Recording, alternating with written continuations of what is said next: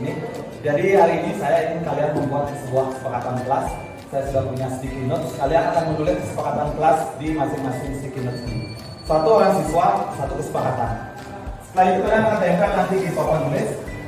Kemudian kita akan coba rekap semua kesepakatan. Setelah itu kita akan simpulkan apa yang akan menjadi kesepakatan kita di kelas. Ketua kelas, tadi dia bisa tahu dibagi. Begitu kalian sudah selesai nulis, silakan langsung tempelkan di depan. Ya, saya kasih waktu kalian 5 menit saja.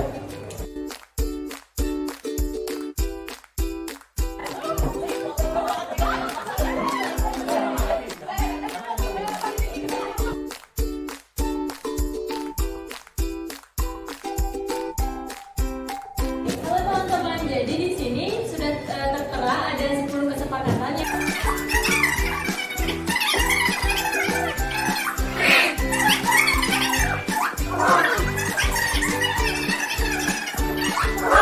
Jadi apakah semua kesepakatan ini bisa kita sepakati bersama? Terkait dengan 10 kesepakatan kelas yang sudah kalian sepakati bersama. Jadi nanti tolong itu semua diterapkan. Jangan ada yang melanggar kesepakatan kelas karena ini adalah kesepakatan yang sudah kalian sepakati.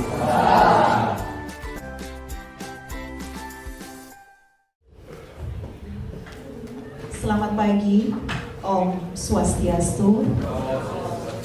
Assalamualaikum warahmatullahi wabarakatuh. Salam sejahtera bagi kita semua. Shalom, nama budaya, rahayu, salam gemasanti. Yang terhormat Kepala SMA Negeri 2 Semarapura, yang kami hormati Bapak Ibu dan juga seluruh rekan calon guru penggerak Angkatan 7 SMA Negeri 2 Semarapura, Kabupaten Klungkung, Provinsi Bali. Puji syukur kita panjatkan kehadirat Tuhan Yang Maha Esa, karena berkat rahmat-Nya lah kita bersama dapat berkumpul dalam keadaan sehat dalam kegiatan kita pada pagi hari ini, yaitu aksi nyata pendidikan guru penggerak diseminasi budaya positif di SMA Negeri 2 Semarapura pada hari ini Selasa 31 Januari 2023. Adapun tujuan dari kegiatan kita pada pagi hari ini adalah yang pertama, para calon guru penggerak dapat menyampaikan pembelajaran dari penerapan konsep inti budaya positif di sekolah. Kemudian yang kedua, untuk warga sekolah, terutamanya para guru dan juga tenaga kependidikan, memiliki kesamaan visi serta nilai-nilai kebajikan yang dituju, serta berupaya mewujudkannya dengan mengupayakan pemberdayaan murid. Dan yang ketiga, dengan menciptakan dan menerapkan budaya positif di sekolah dapat dihasilkan murid-murid yang berkarakter, disiplin, santun, jujur, peduli, dan bertanggung jawab. Hadirin yang saya hormati, agar apa yang menjadi tujuan kita pada pagi hari ini dapat tercapai dengan maksimal, marilah kita bersama menundukkan kepala sejenak untuk berdoa sesuai dengan agama dan kepercayaannya masing-masing. Berdoa, kami silakan.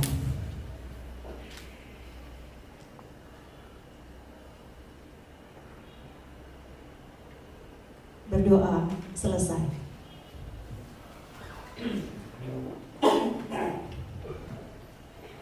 Bapak Kepala Sekolah yang terhormat dan juga Bapak Ibu guru sekalian, izinkan kami dari calon guru penggerak Angkatan 7 SMA Negeri 2 Semarapura, Kabupaten Klungkung, Provinsi Bali, pada hari yang berbahagia untuk berbagi bersama mengenai budaya positif yang nantinya akan ada materi yang akan disampaikan pada diseminasi budaya positif pada pagi hari ini.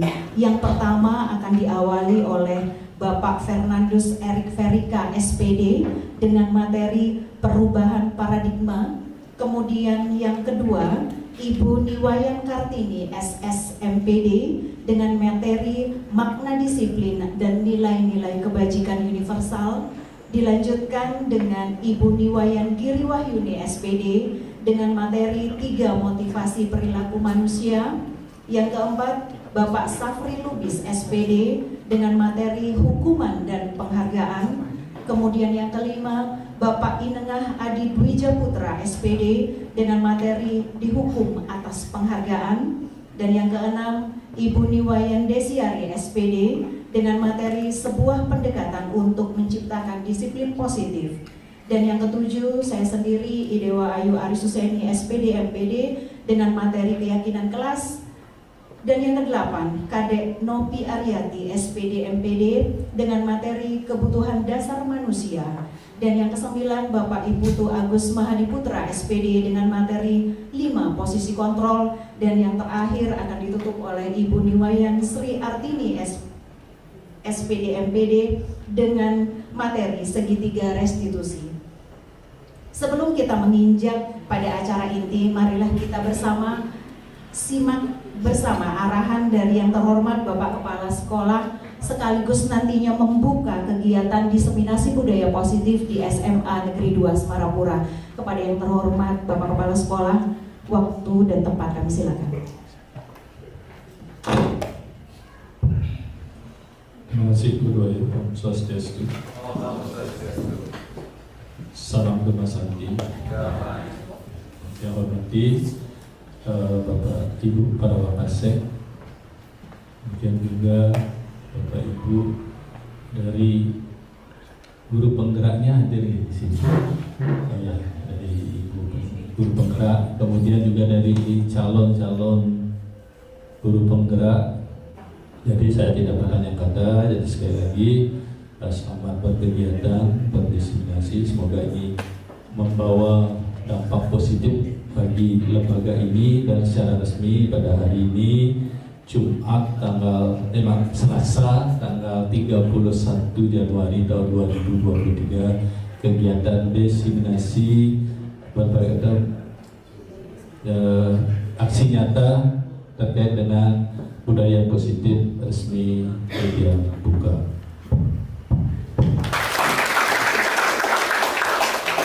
Dan ini dengan para Santi, Om Santi, Santi, Santi Om.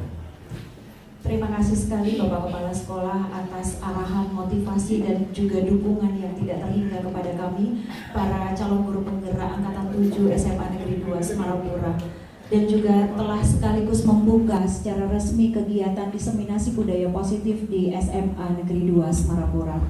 Hadirin yang berbahagia, tibalah kita pada kegiatan inti, yaitu presentasi dari masing-masing calon guru penggerak yang nantinya akan diawali oleh yang pertama dari Bapak Fernandus Erik Erika SPD dengan materi perubahan paradigma. Kepada Bapak kami silakan.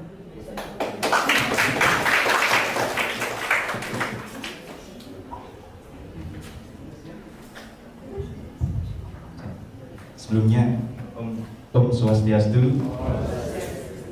Sebelumnya izinkan kami, saya pribadi mewakili teman-teman untuk mengucapkan rasa terima kasih yang sebesar-besarnya kepada Bapak Ibu guru semuanya yang bersedia hadir dalam kegiatan kami, yaitu berkaitan tentang aksi nyata pendidikan guru penggerak diseminasi budaya positif.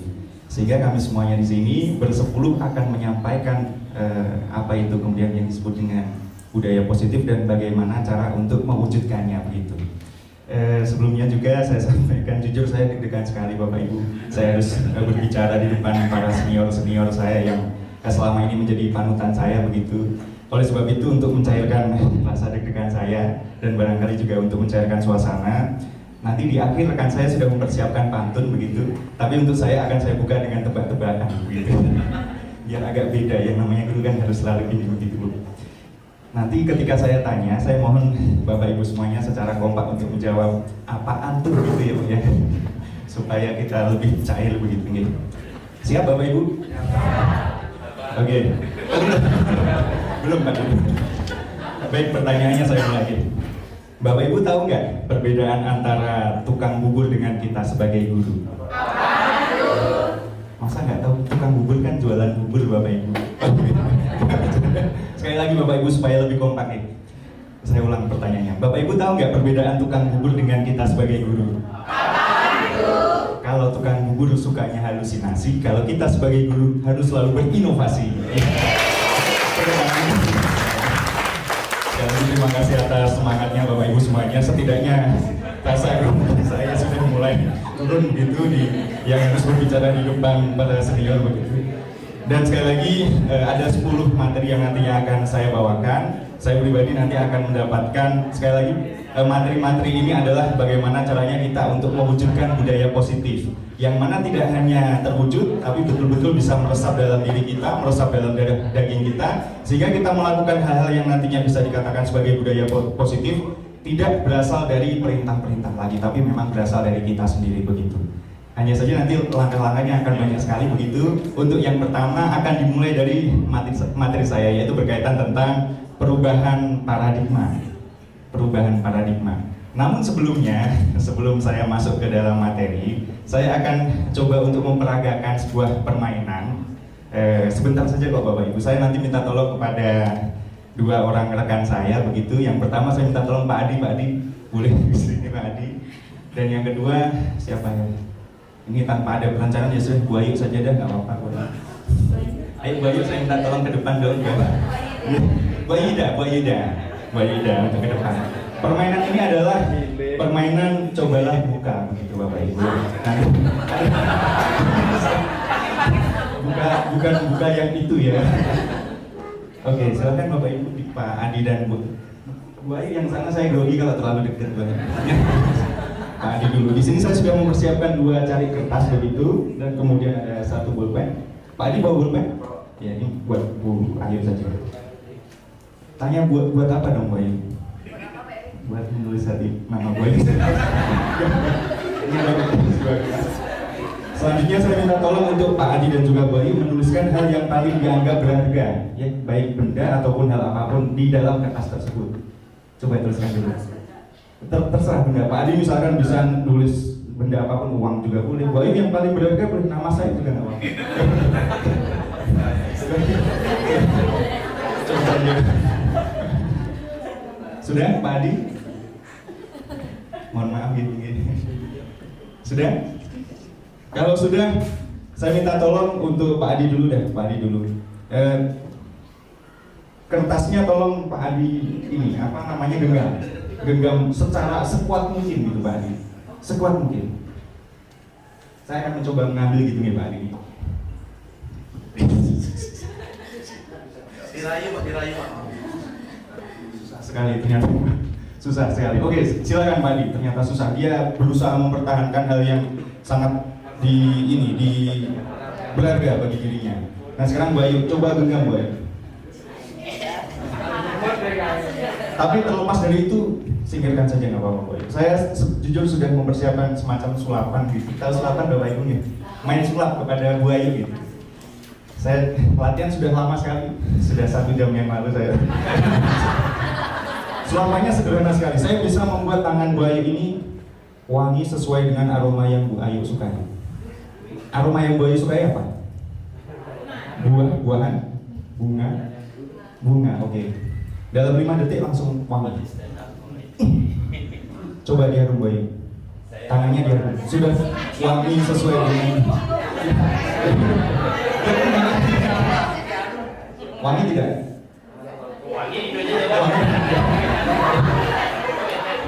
Enggak wangi. Wangi. Nah, coba saya cium sini.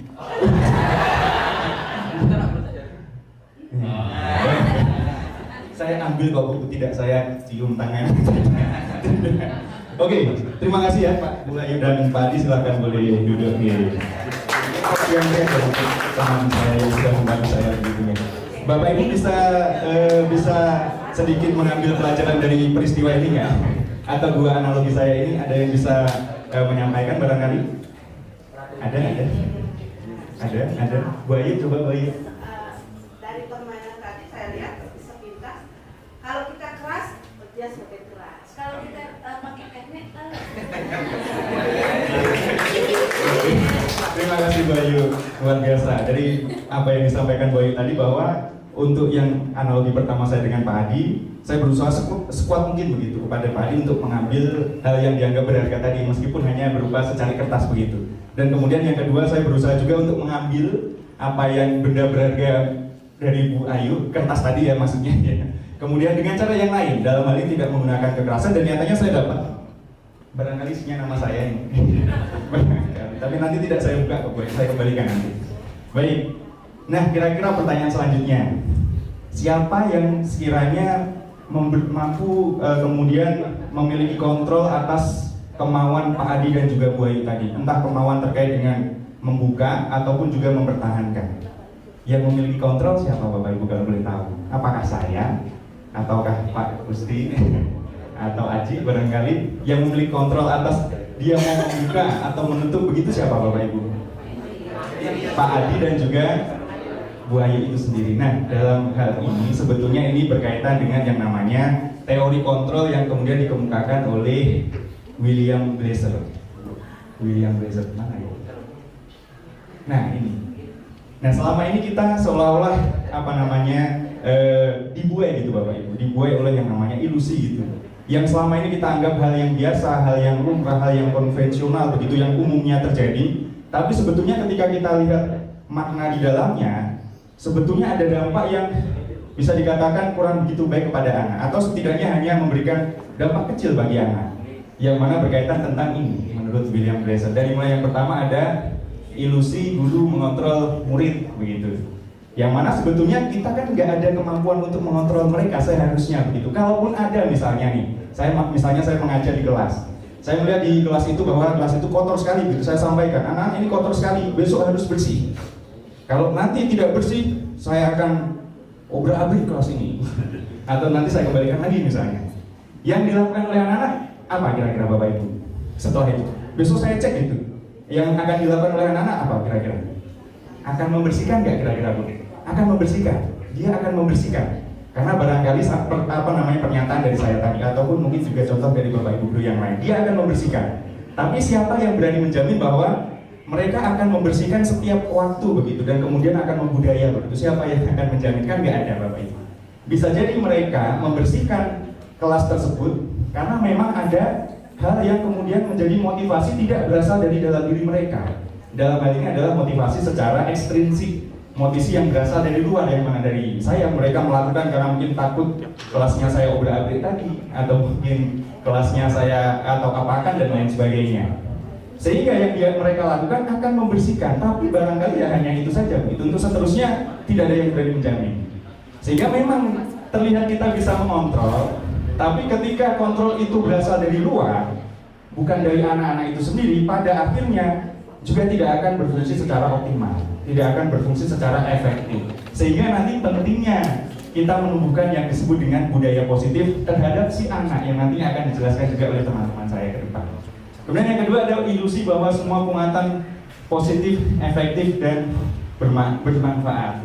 Seringkali juga kita memberikan motivasi, memberikan semangat dan lain sebagainya. Kadang anak-anak juga akan seperti ini begitu. Tapi tidak ada yang kemudian bisa menjamin apakah benar anak tersebut akan melakukan sesuai dengan apa yang kita katakan sebelum memang hal itu memang berasal dari motivasi dari dalam anak itu sendiri begitu.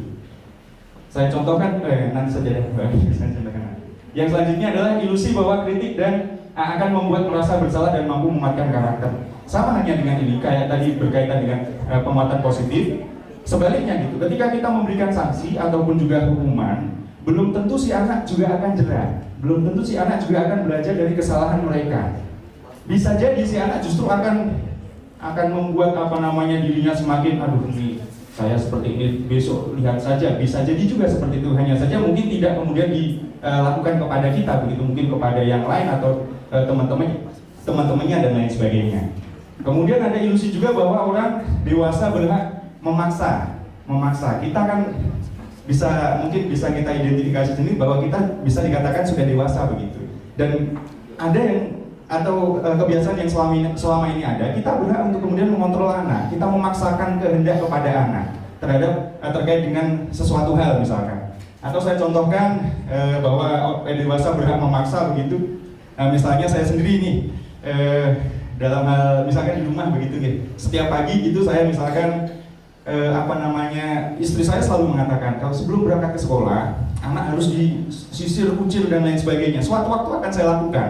Tapi ketika saya belum memahami bahwa seharusnya di kucil itu merupakan suatu kerapian begitu, saya tidak akan melakukan sesuai dengan apa yang dikatakan terus-menerus karena belum saya ketahui apa yang sebetulnya makna positif dari adanya anak saya yang saya harus kucil gitu. Karena kan bagi saya merepotkan sekali, waktunya sangat terbatas, saya harus melakukan ini itu yang lainnya dan lain sebagainya.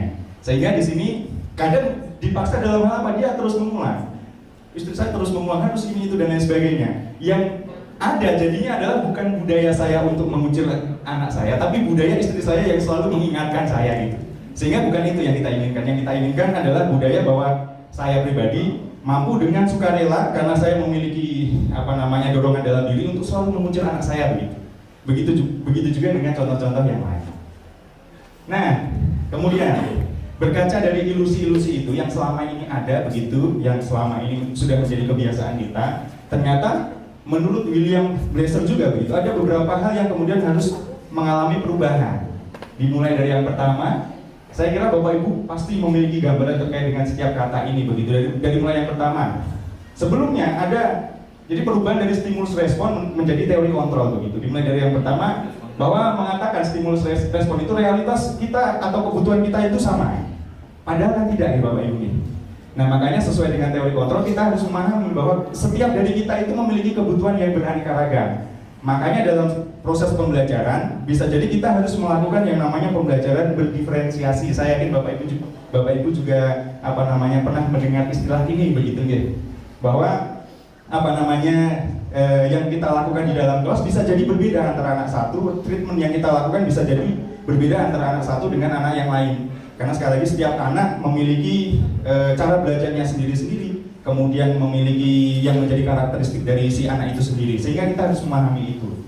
Kemudian yang kedua, langsung saja karena waktu terbatas. Yang kedua, semua orang melihat hal yang sama, padahal tidak. Yang ada adalah setiap orang itu memiliki cara pandangnya sendiri berkaitan dengan dunia ini gitu. Jadi kita tidak bisa memaksakan cara pandang kita terhadap kepada orang lain harus sama gitu.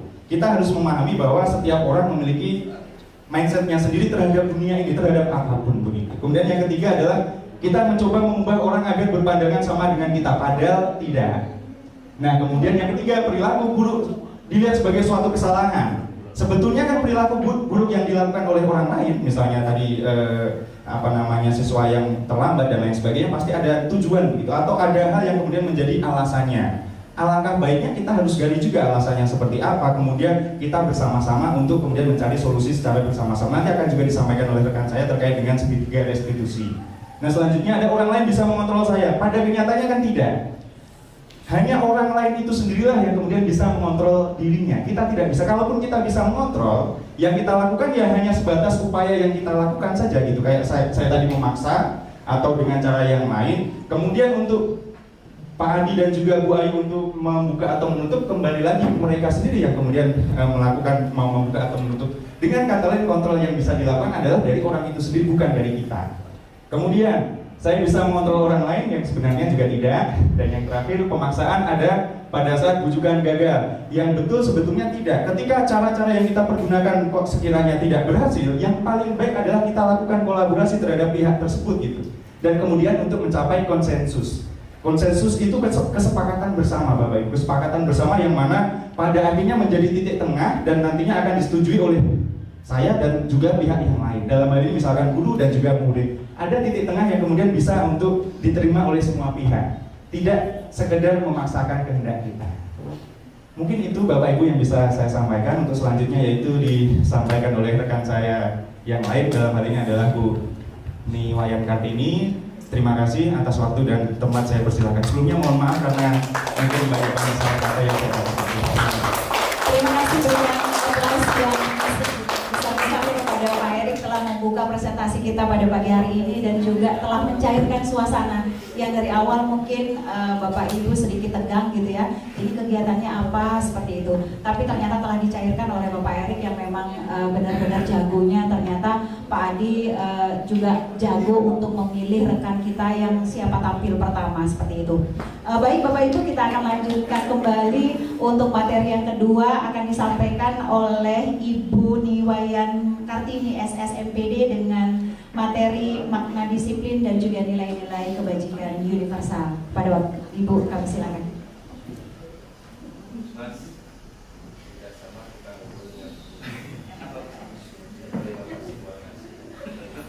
Terima kasih atas waktu yang diberikan pada saya. Jadi di sini bagian saya adalah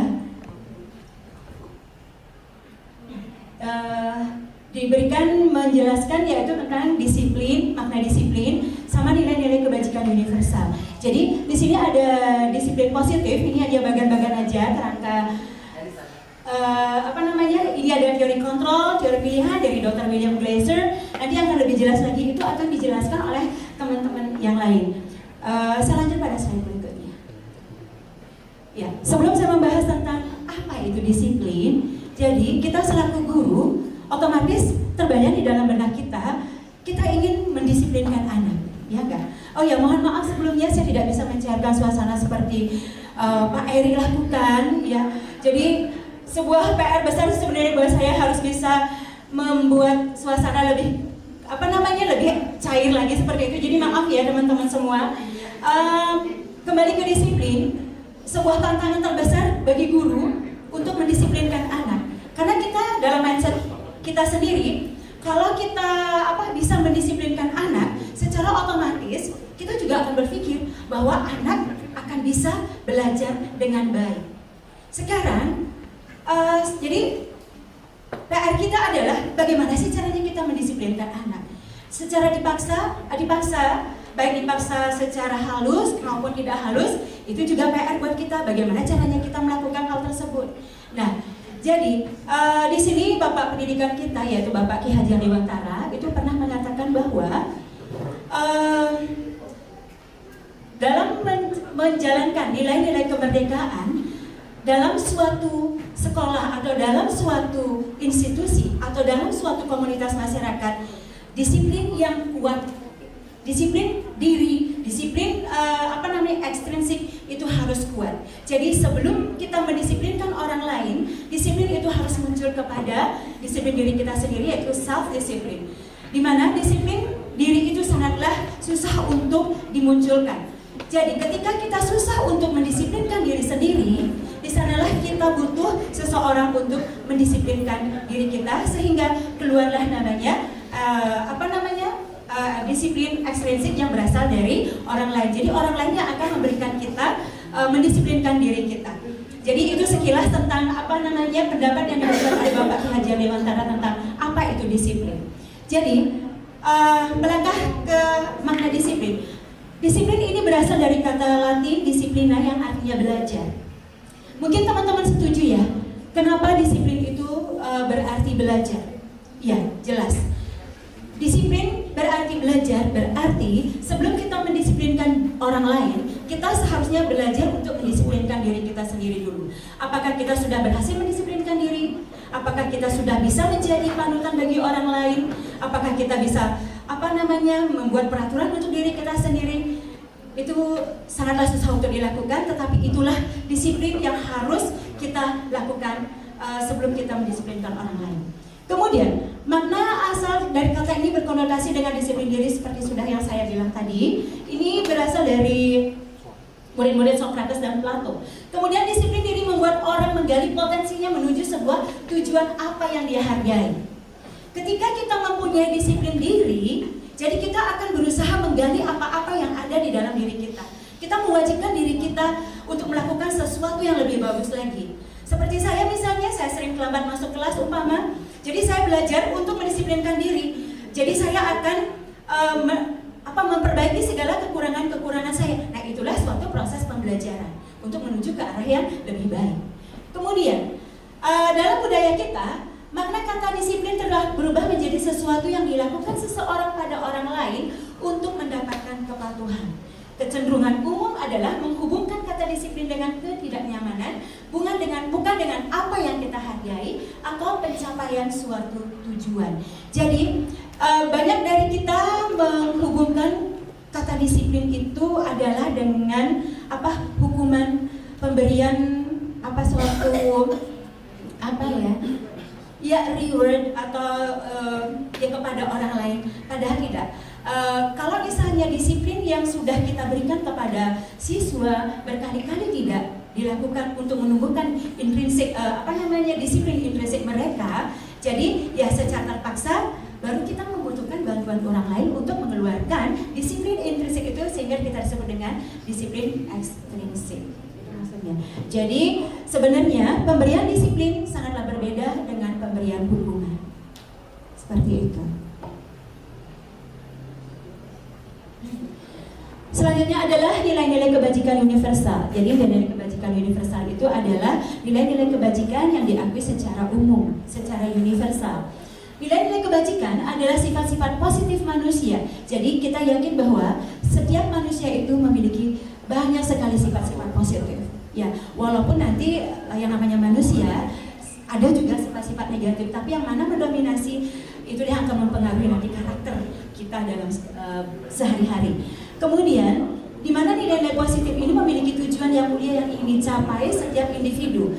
Nilai-nilai tersebut bersifat universal dan merupakan lintas bahasa, suku, bangsa, agama maupun latar belakang. Jadi nilai-nilai kebajikan ini tidak hanya terbatas pada satu individu saja, tetapi sangatlah meluas. Yang namanya universal itu bisa berhubungan dengan lintas bahasa, suku, bangsa, agama maupun latar belakang yang berbeda. Yang pertama yaitu setiap perilaku atau perbuatan memiliki suatu tujuan. Ini disampaikan oleh Dr. William Glasser pada teori kontrol 1984. Ya, jelas. Setiap perilaku, setiap perbuatan, setiap tindakan yang kita lakukan secara otomatis kita ada tujuannya. Jadi kita berbuat negatif pun kita memiliki tujuan seperti itu. Jadi tidak hanya perbuatan atau tindakan atau tingkah laku yang positif saja memiliki tujuan.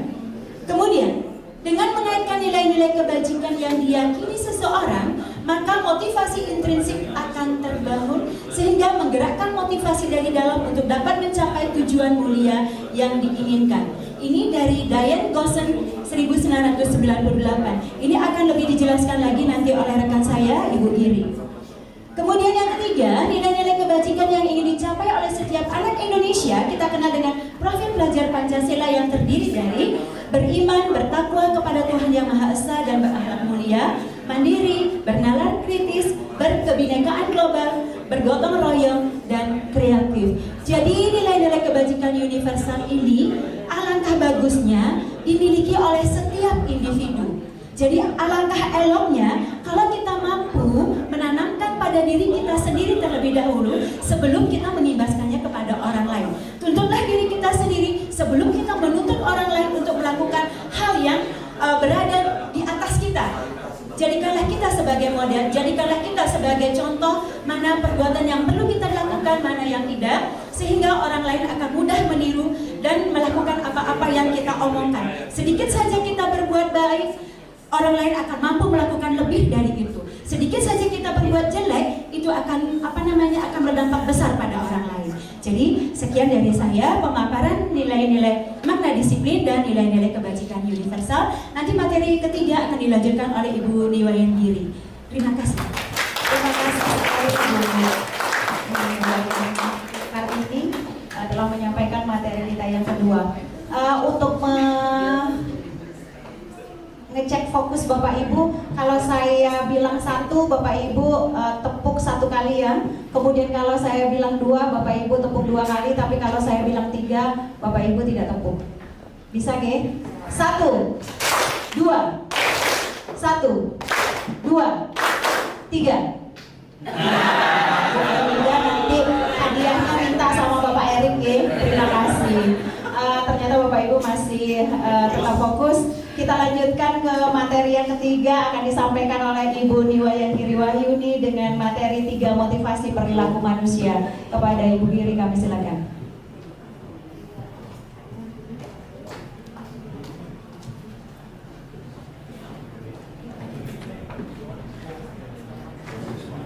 Ya, terima kasih atas kesempatannya untuk wawancara hari ini. Saya kebagian materi mulai dari teori motivasi. Jadi pembelajarannya teori motivasi, hukuman dan penghargaan serta restitusi. Saya kebagian dari teori motivasi. Ya. Nah, jadi kalau kita melakukan sesuatu itu pasti ada alasan. Jadi ada alasan kenapa kita melakukan sesuatu, apakah itu mulai dari motivasi dari orang lain, dukungan dari orang lain gitu ya. Nah, menurut Dan Gosen dalam bukunya yang berjudul Restructuring School Discipline, jadi ada 3 teori motivasi perilaku manusia. Jadi yang pertama itu adalah untuk menghindari ketidaknyamanan atau hukuman. Nah, orang yang seperti ini cenderung dia bertanya, jadi apa yang akan terjadi apabila saya tidak melakukannya? Nah, hal ini sebenarnya itu mengarah ke menghindari suatu hukuman atau menghindari dari ketidaknyamanan. Jadi menghindari permasalahan gitu ya. Jadi termasuk dia motivasi eksternal, motivasi dari luar. Kemudian yang kedua adalah untuk mendapatkan imbalan dari orang lain. Nah, kalau orang yang seperti ini cenderung bertanya apa yang akan saya dapatkan apabila saya melakukan sesuatu. Nah, kalau yang seperti ini berarti dia menginginkan suatu reward yang seperti tadi Bu Kartini bilang, pengakuan atau imbalan atau hadiah. Jadi itu juga termasuk motivasi eksternal. Yang ketiga itu adalah untuk menghargai diri sendiri. Jadi dia ingin menjadi seseorang yang dia inginkan, yang berdasarkan atau berlandaskan dengan nilai-nilai yang mereka yakini. Nah, kalau ini cenderung bertanya, saya akan menjadi orang yang seperti apa apabila saya melakukannya. Nah, hal seperti ini, motivasi yang terakhir ini adalah motivasi internal atau motivasi intrinsik yang seperti tadi dibilang, motivasi dari dalam diri. Motivasi inilah yang seharusnya ada pada murid. Jadi tujuan dari disiplin positif itu adalah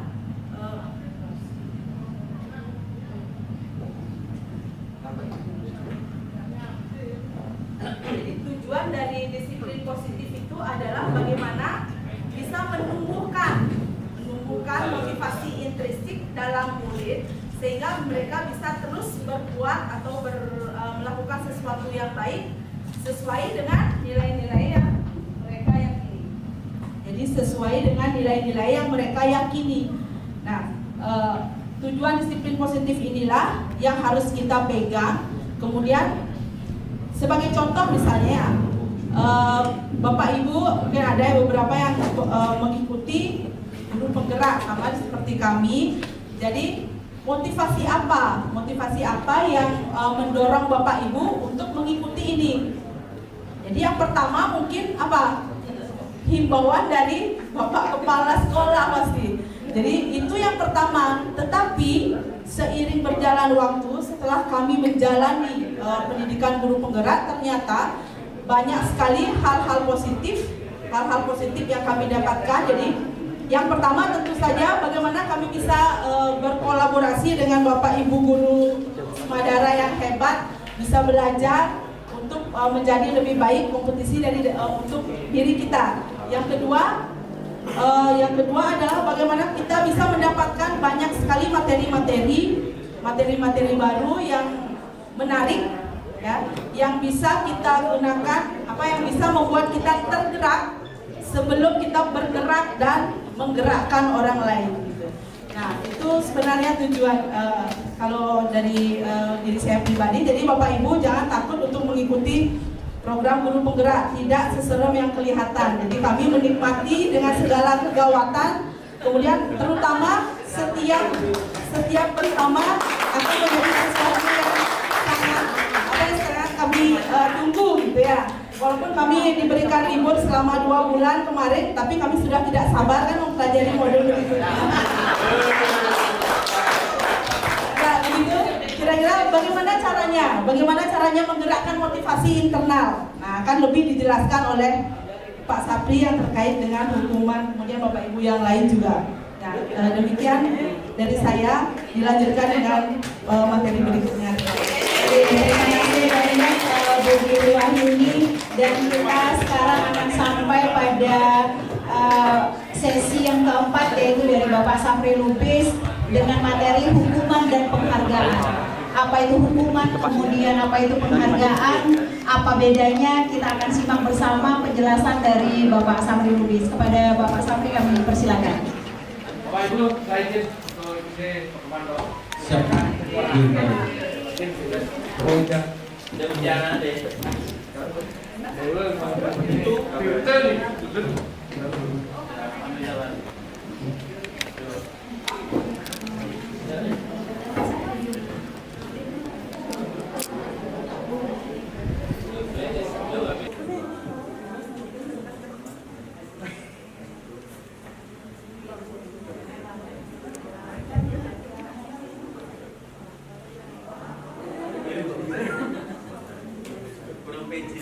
Gantengan mana Bapak Ibu?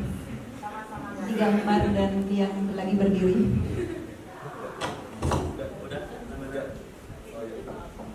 Mohon izin Bapak Ibu, saya tidak menggurui, saya hanya memberikan pengalaman yang sudah saya jalani. Mudah-mudahan ini dapat manfaat bagi Bapak Ibu semuanya. Nah, bagian saya itu adalah hukuman dan penghargaan Bapak Ibu.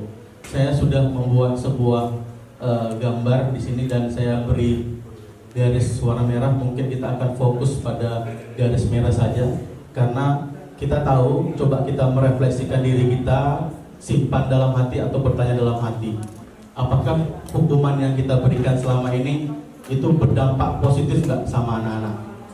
Ketika ibu mengajar di kelas, mungkin ada melihat anak-anak kita yang mungkin berperilaku kurang baik. Nah, di sini ada posisi ya di mana hukuman itu berdampak negatif.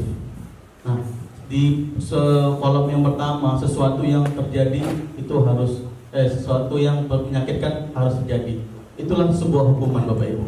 Karena bagi anak, hukuman itu akan menjadi tidak nyaman bagi dirinya, dan itu akan berdampak sangat panjang.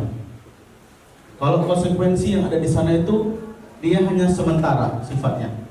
Ketika kita membuat satu pendekatan kepada anak, pasti anak akan merasa bahwa dirinya, benar Pak, saya salah dan saya akan memperbaikinya. Nah, restitusi itu akan dijelaskan oleh Syari, tapi saya hanya menggambarkan sedikit saja, di mana restitusi sebuah pilihan, karena itu akan muncul dari dalam diri anak itu sendiri, bukan dari kita. Karena di mana di sini posisi restitusi itu sangat berdampak positif bagi anak. Ya, selanjutnya di sini akan ada di mana murid, ya Bu, kalau misalnya diberi hukuman itu biasanya menganggap dirinya itu buruk. Kita bisa lihat kalau misalnya anak-anak akan takut masuk BK, pasti akan takut karena merasa dia akan bersalah. Nah, pelan-pelan kita akan merubah mindset ini, budaya ini. Karena apa? Karena tidak semua anak yang dihukum itu salah. Jadi dia harus memperbaiki dirinya atas apa yang telah dia lakukan. Karena posisi dari konsekuensi itu ada kita memberikan stimulus, lalu dia akan merespon. Seperti ada pertanyaan, lakukan apa yang saya katakan, lalu dia akan memberikan respon. Nanti akan ada sebuah penjelasan bagaimana konsekuensi ini, perbedaan dengan hukuman apa. Lalu positifnya bagi restitusi itu, apakah hal ini yang sesungguhnya ingin kamu lakukan bagi seorang anak? Kita tahu anak-anak kita itu beragam keunikannya, kemampuannya, dan kita tidak mampu, ya Bapak Ibu, mengakomodir kemampuannya. Pelan-pelan kita coba fasilitasi namanya. Lalu di sini ada anak-anak, kalau di restitusi itu dia akan berdampak positif, mendorong dirinya menjadi orang yang disiplin. Dia tidak akan lagi kita suruh untuk melihat peraturan, tapi dia sudah tahu kalau saya datang ke sekolah, hari Senin berpakaian yang apa, Selasa apa, Rabu apa, sampai dengan hari Jumat. Lalu rambutnya seperti apa, sepatunya seperti apa. Itu sudah tumbuh budaya positif. Nah, kita lihat anak-anak kita sudah mulai mengarah ke budaya positif. Dan Bapak Ibu semua yang ada di depan, ya calon guru penggerak, angkatan 7 sudah membuat keyakinan kelas. Mungkin Bapak Ibu yang menjadi sasaran di kelas yang membuat keyakinan kelas, boleh ditanamkan atau diingatkan kembali tentang keyakinan kelasnya. Apa yang sudah kalian sepakati, tolong dijalankan dan mari sama-sama kita refleksikan. Mungkin itu untuk yang pertama. Nah, selanjutnya perbedaan hukuman dan konsekuensi. Hukuman biasanya sesuatu yang menyakitkan harus terjadi, membuat anak sakit untuk jangka yang panjang, Bapak Ibu. Dia akan ingat terus apa yang pernah dia dapatkan dari sebuah hukuman. Itu akan melekat dalam pikirannya. Kalau konsekuensi itu hanya jangkanya pendek, hanya pada saat sementara aja, mungkin sebentar, 1 hari itu, besok-besok dia akan lupa kembali. Lalu yang ketiga, anak akan membenci kedisiplinan. Yang kedisiplinan yang kita anggap tadi itu melenceng dari apa yang sesungguhnya, bahwa kedisiplinan itu adalah sebuah pembelajaran untuk dirinya. Tapi di sini sebuah hukuman, anak-anak akan sangat membenci sebuah peraturan. Hari Senin, Selasa pasti nanti ada yang pakaiannya ya tidak sesuai, mungkin sepatunya, mungkin seperti itu. Lalu ada lagi, dia akan marah, rasa bersalah, atau bahkan dipermalukan, Bapak Ibu. Kalau kita memberi hukuman, jangan sampai kita mempermalukan anak-anak. Kurang lebih seperti itu. Lalu selanjutnya, nah, yang paling penting ini Bapak Ibu, contoh dari sebuah pengakuan kalau kita itu ada apresiasi kebajikan namanya. Di sini ada nilai-nilai kebaikan, kebajikan yang ketika anak melakukan kesalahan kita akan tanya, atau melakukan sebuah kebaikan kita akan coba sampaikan, misalnya seperti ini. Kemarin saya perhatikan itu di kata pembuka, rasa empatimu besar sekali pada saat menolong murid baru di kelas kita. Kita bisa coba ilustrasikan bagaimana anak-anak kita menghargai anak-anak Adem. Bagaimana siapa tuh yang paling aktif itu? Siapa? Ya, yang kelas 11, yang kelas 12. Siapa tuh yang paling besar badan itu? Bruni. Dia mampu beradaptasi dan teman-temannya welcome. Bagi anak-anak kelas 10, mungkin kita nggak menyadari mereka culture shock, atau dia terkejut dengan budaya yang ada di sini, karena sangat jauh berbeda yang ada di daerahnya sana. Kalau di daerahnya sana main fisik, tapi kalau di sini kan enggak gitu. Jadi dia agak terkejut ketika dia melakukan kesalahan, dia tidak dilakukan apa-apa, dia akan mengulangi hal seperti itu. Makanya kita perlu namanya nanti kita buat segitiga restitusi. Selanjutnya Bapak Ibu, nah coba Bapak Ibu jawab dalam hati, kira-kira mana yang posisinya itu hukuman sama konsekuensi. Di pertanyaan pertama ada lari mengelilingi lapangan basket 2 kali karena terlambat hadir di sekolah. Jawab aja dalam hati Bapak Ibu. Kalau misalnya ini hukuman atau ini konsekuensi. Lalu yang kedua, murid diminta untuk push up 15 kali karena tidak menggunakan masker ke sekolah. Ini juga dijawab dalam hati. Ini bentuknya hukuman atau konsekuensi. Lalu yang ketiga, mengganti kertas tugas teman yang telah dicoret-coret. Yang keempat, membersihkan tumpahan air di meja tulis karena tersenggol pada saat belajar. Nah, bisa Bapak Ibu jawab dalam hati, dan jawabannya adalah ini. Jadi di pertanyaan 1 dan kedua itu bentuknya hukuman. Kita memerintah anak, kita menyuruh anak, memaksa anak untuk lari atau push up. Tapi kalau yang ketiga dan keempat, itu dia akan secara otomatis mengganti.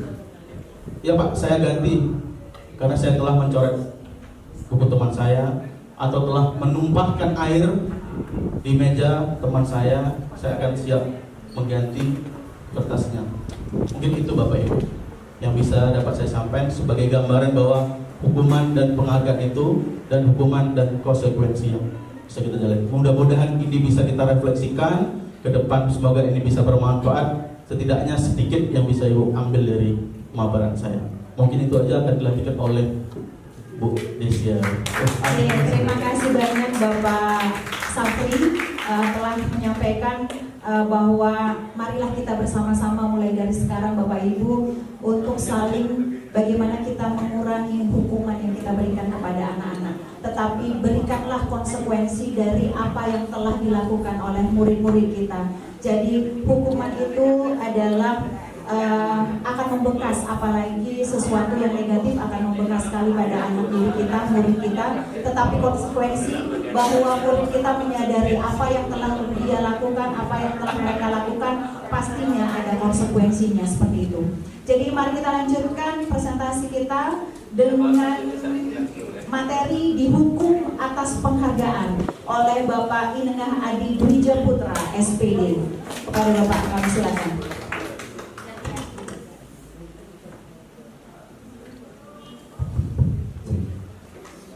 Terima kasih kepada moderator besar atas waktu yang diberikan kepada saya. Sebelumnya saya tanya masih semangat Bapak Ibu ya? Semoga masih semangat ya, karena masih ada rekan saya lagi 5 yang akan memberikan materi. Jadi di sini saya akan melanjutkan. Ya, nanti untuk konsumsi mungkin bisa diambil di luar. Maksudnya di luar, mungkin di kantin, di koperasi atau di luar sekolah. Ya, saya lanjutkan. Materi yang saya dapatkan di sini adalah dihukum oleh penghargaan. Nah, di mana mendengar kata penghargaan mungkin ya, Bapak Ibu di sini mendengar kata penghargaan pasti muaranya ke positif ya, karena penghargaan itu merupakan sebuah apresiasi yang kita berikan kepada siswa misalnya. Nah, kenapa bisa dikatakan di sini dihukum oleh penghargaan? Penghargaan itu sendiri bisa menghukum siswa. Ya, dalam artian, nah di sini dijelaskan oleh Al-Fikon bahwa penghargaan berlaku sama dengan hukuman. Dalam arti meminta atau membujuk seseorang untuk melakukan sesuatu, untuk memenuhi suatu tujuan tertentu itu namanya adalah seperti meminta atau membujuk, itu adalah dorongan eksternal namanya. Jadi ketika Bapak Ibu memberikan sebuah penghargaan, apakah Bapak Ibu memberikan motivasi secara eksternal atau siswa tersebut secara internal? Eksternal kan dari Bapak Ibu sendiri yang memberikan penghargaan, bukan siswa sendiri. Siswa akan merasa bangga dengan pencapaiannya sendiri, itu merupakan salah satu motivasi internal. Bahkan itu bisa menumbuhkan motivasi untuk menjadi lebih baik selanjutnya.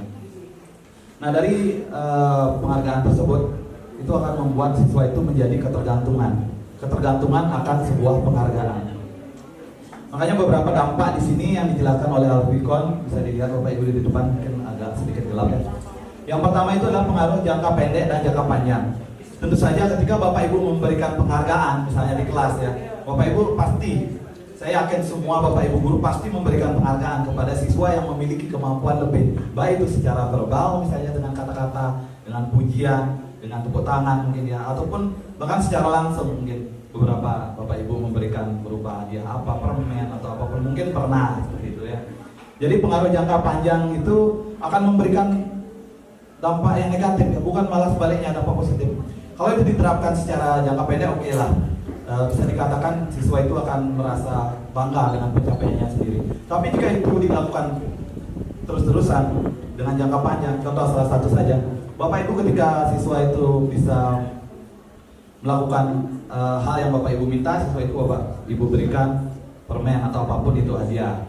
Jadi siswa akan mengincar hadiah itu, ingin mendapatkan hadiah terus menerus ya. Jadi secara jangka panjang itu tidak baik sebenarnya untuk siswa. Siswa itu tidak melihat proses yang dia lakukan, siswa itu tidak melihat yang dia hasilkan, tapi dia melihat hadiah yang akan dia dapatkan. Seperti itu. Mungkin siswa yang sudah bosan mendapat hadiah, dia tidak akan termotivasi lagi untuk melakukan apa yang Bapak Ibu minta. Nah, itu dampaknya untuk jangka panjang. Yang kedua, penghargaan menghukum. Nah, di sini sesuai dengan judulnya. Kenapa penghargaan itu bisa dikatakan menghukum? Saya ambil satu contoh. Ada satu siswa yang memang memiliki kemampuan bagus di satu kelas tersebut. Dia memperoleh juara 1 lah, anggap kita, selama 2 semester berturut-turut. Karena bangga dengan kemampuannya sendiri, dia merasa sedikit mengabaikan kemampuan teman-temannya. Udah pastilah nanti saya akan juara 1 lagi, santai saja. Bapak Ibu guru pasti akan memberikan nilai naik pasti untuk saya. Jadi ketika suatu titik dia tidak sesuai pencapaiannya seperti yang diinginkan, dia akan turun posisi peringkatnya menjadi juara 2. Juara 2 itu kan penghargaan ya, sebuah penghargaan juga kan, tidak hanya juara 1 saja merupakan penghargaan. Juara 2 itu adalah penghargaan yang menghukum anak tersebut, karena anak tersebut sebelumnya memperoleh juara 1 berturut-turut, ketika mendapatkan juara 2, penghargaan itu yang akan justru menghukum anak tersebut. Jadi anak tersebut tidak akan merasa bangga dengan apa yang dia peroleh, dia akan merasa terhukum sendiri, padahal itu adalah sebuah penghargaan. Jadi kenapa di sini dijelaskan penghargaan itu bisa menghukum? Yang ketiga adalah penghargaan mengurangi ketepatan. Nah, penghargaan mengurangi ketepatan itu seperti yang saya jelaskan tadi, pemberian permen. Nah, ini pernah dulu saya terapkan ya. Misalnya di kelas kita bagi menjadi 2 kelompok, anggap saja 2 kelompok siswa. Jadi ketika siswa berhasil menjawab, satu kelompok satu akan saya berikan permen. Tapi saya tidak menjelaskan, misalnya tebak kata, saya tidak akan menjelaskan kata itu benar atau salah. Begitu dia menjawab, saya kasih permen. Kalau tidak saya kasih permen, berarti sebenarnya jawaban itu salah. Siswa hanya termotivasi untuk mengumpulkan permen dan permen terus. Gimana caranya biar kita banyak dapat permen. Sedangkan kelompok lain, saya akan memberikan penguatan ketika kelompok itu berhasil menjawab kata-kata yang benar. Dia akan mencatat kata-kata yang benar. Dari 10 kata, dia akan mencatat.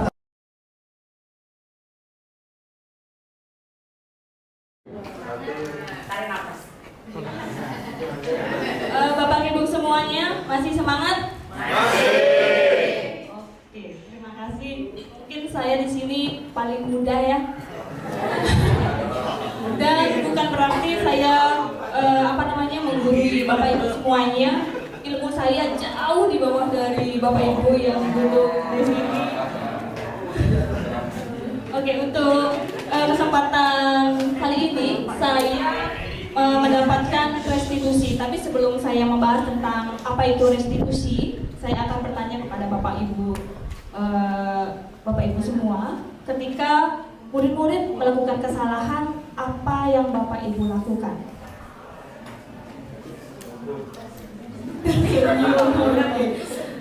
Dihukum, terus konsekuensi. Itu yang biasa. Saya juga dulunya melakukan hal itu ketika ada murid yang lalu lalang, tidak memperhatikan saya ketika belajar. Itu saya sudah naik darah. sudah merasa, kenapa sih anak ini nakal sekali? Kita bisa menjadi seorang pencat, iya nggak? Kita menjadi seorang pencat, terus mencap kalau anak itu adalah anak yang nakal. Tapi belum tentu dia menginginkan hal itu. Mungkin ada sesuatu hal yang harus kita gali seperti itu. Sehingga adalah sebuah pendekatan cara menanamkan disiplin positif yang sangat baik, yaitu restitusi. Restitusi ini proses menciptakan kondisi bagi murid untuk memperbaiki kesalahan mereka sehingga mereka bisa kembali pada kelompok mereka, bukan menyisihkan mereka. Tapi kita menuntun mereka untuk bisa memperbaiki diri, kedepannya bisa berbuat yang lebih baik lagi dengan karakter yang lebih kuat, itulah yang tadi. Terus restitusi juga merupakan proses kolaboratif yang mengajarkan murid untuk mencari solusi. Bapak Ibu bukan guru BK, kita yang mencarikan solusi, bukan seorang psikolog, kita yang memberikan solusi. Tapi di bagian restitusi ini kita adalah sebagai coaching, kita yang menuntun, menggali kepada bertanya kepada anak didik dengan cara menanyakan keyakinan apa yang sudah kamu yakini selama ini.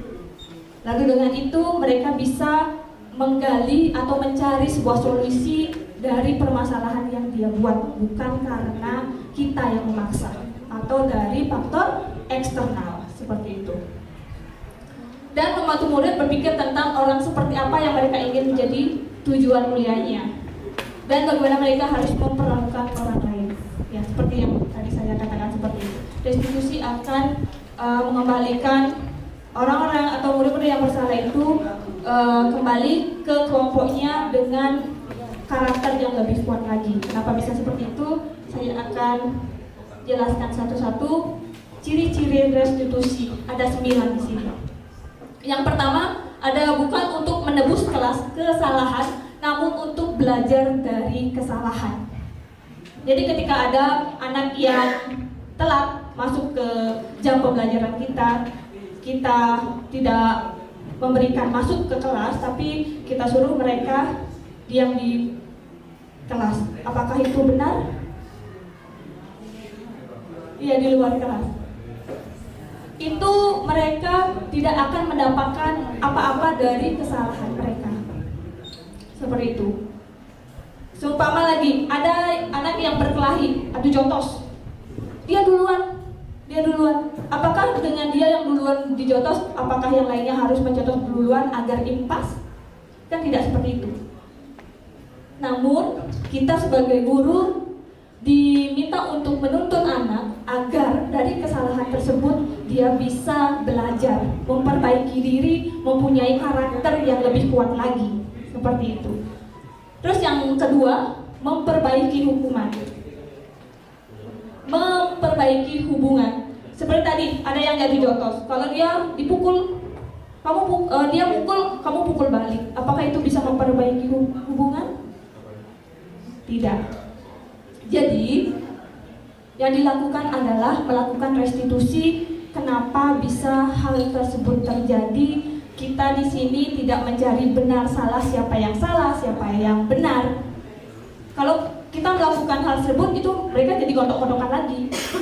Orang saya yang benar, orang dia yang salah, itu tidak akan kelar masalahnya. Tapi ketika kita gali, kita cari permasalahannya dan tuntut mereka bagaimana caranya menemukan atau memperbaiki hal yang sudah salah kepada orang lain, seperti itu. Dan yang orang lainnya ini pun menjadi tidak kesal lagi, seperti itu.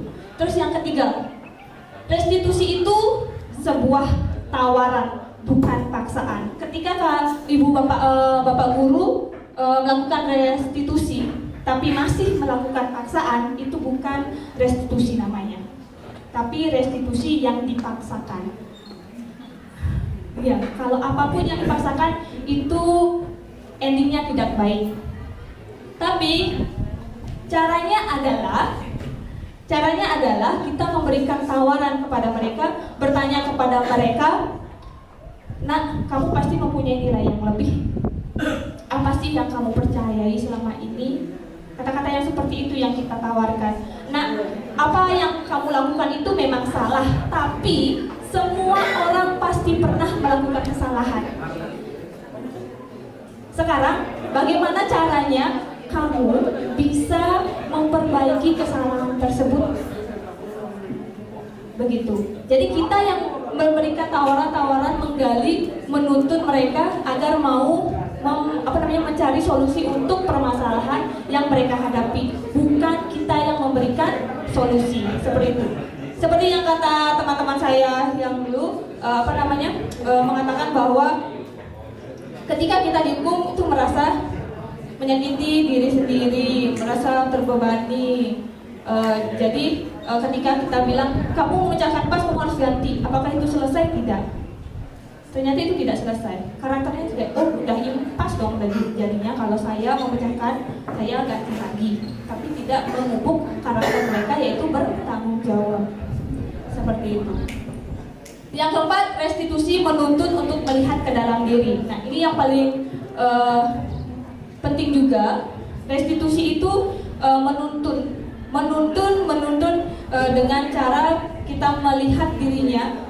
Kita akan bertanya tentang apa sih goal mereka ada di sini, belajar di sini, nilai-nilai kebajikan apa yang mereka miliki, yang akan mereka gapai nantinya. Terus kalau kamu melakukan ini, apakah hal itu membuat kamu baik? Seperti itu. Kalau kamu tidak menginginkan orang-orang mencap kamu jelek, apa yang kamu harus lakukan? Perbaiki diri, apa yang bisa kamu lakukan dari dirimu sendiri? Seperti itu. Bukan dari faktor eksternalnya dulu. Tapi memang eksternal itu penting juga, tapi yang paling penting adalah yang bagian internalnya. Selanjutnya ada restitusi mencari kebutuhan dasar yang mendasari tindakan. Nah, seperti tadi yang saya bilang, ada anak yang super aktif di kelas, kacak-gijik, keliaran sana sini. Ada yang tidur. Apakah kita langsung marahi? Kalau dulu iya.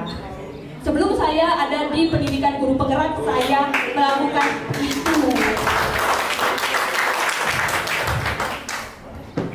saya menjadi guru yang sangat tidak sabar, saya menjadi guru yang marah-marah saja kerjaannya.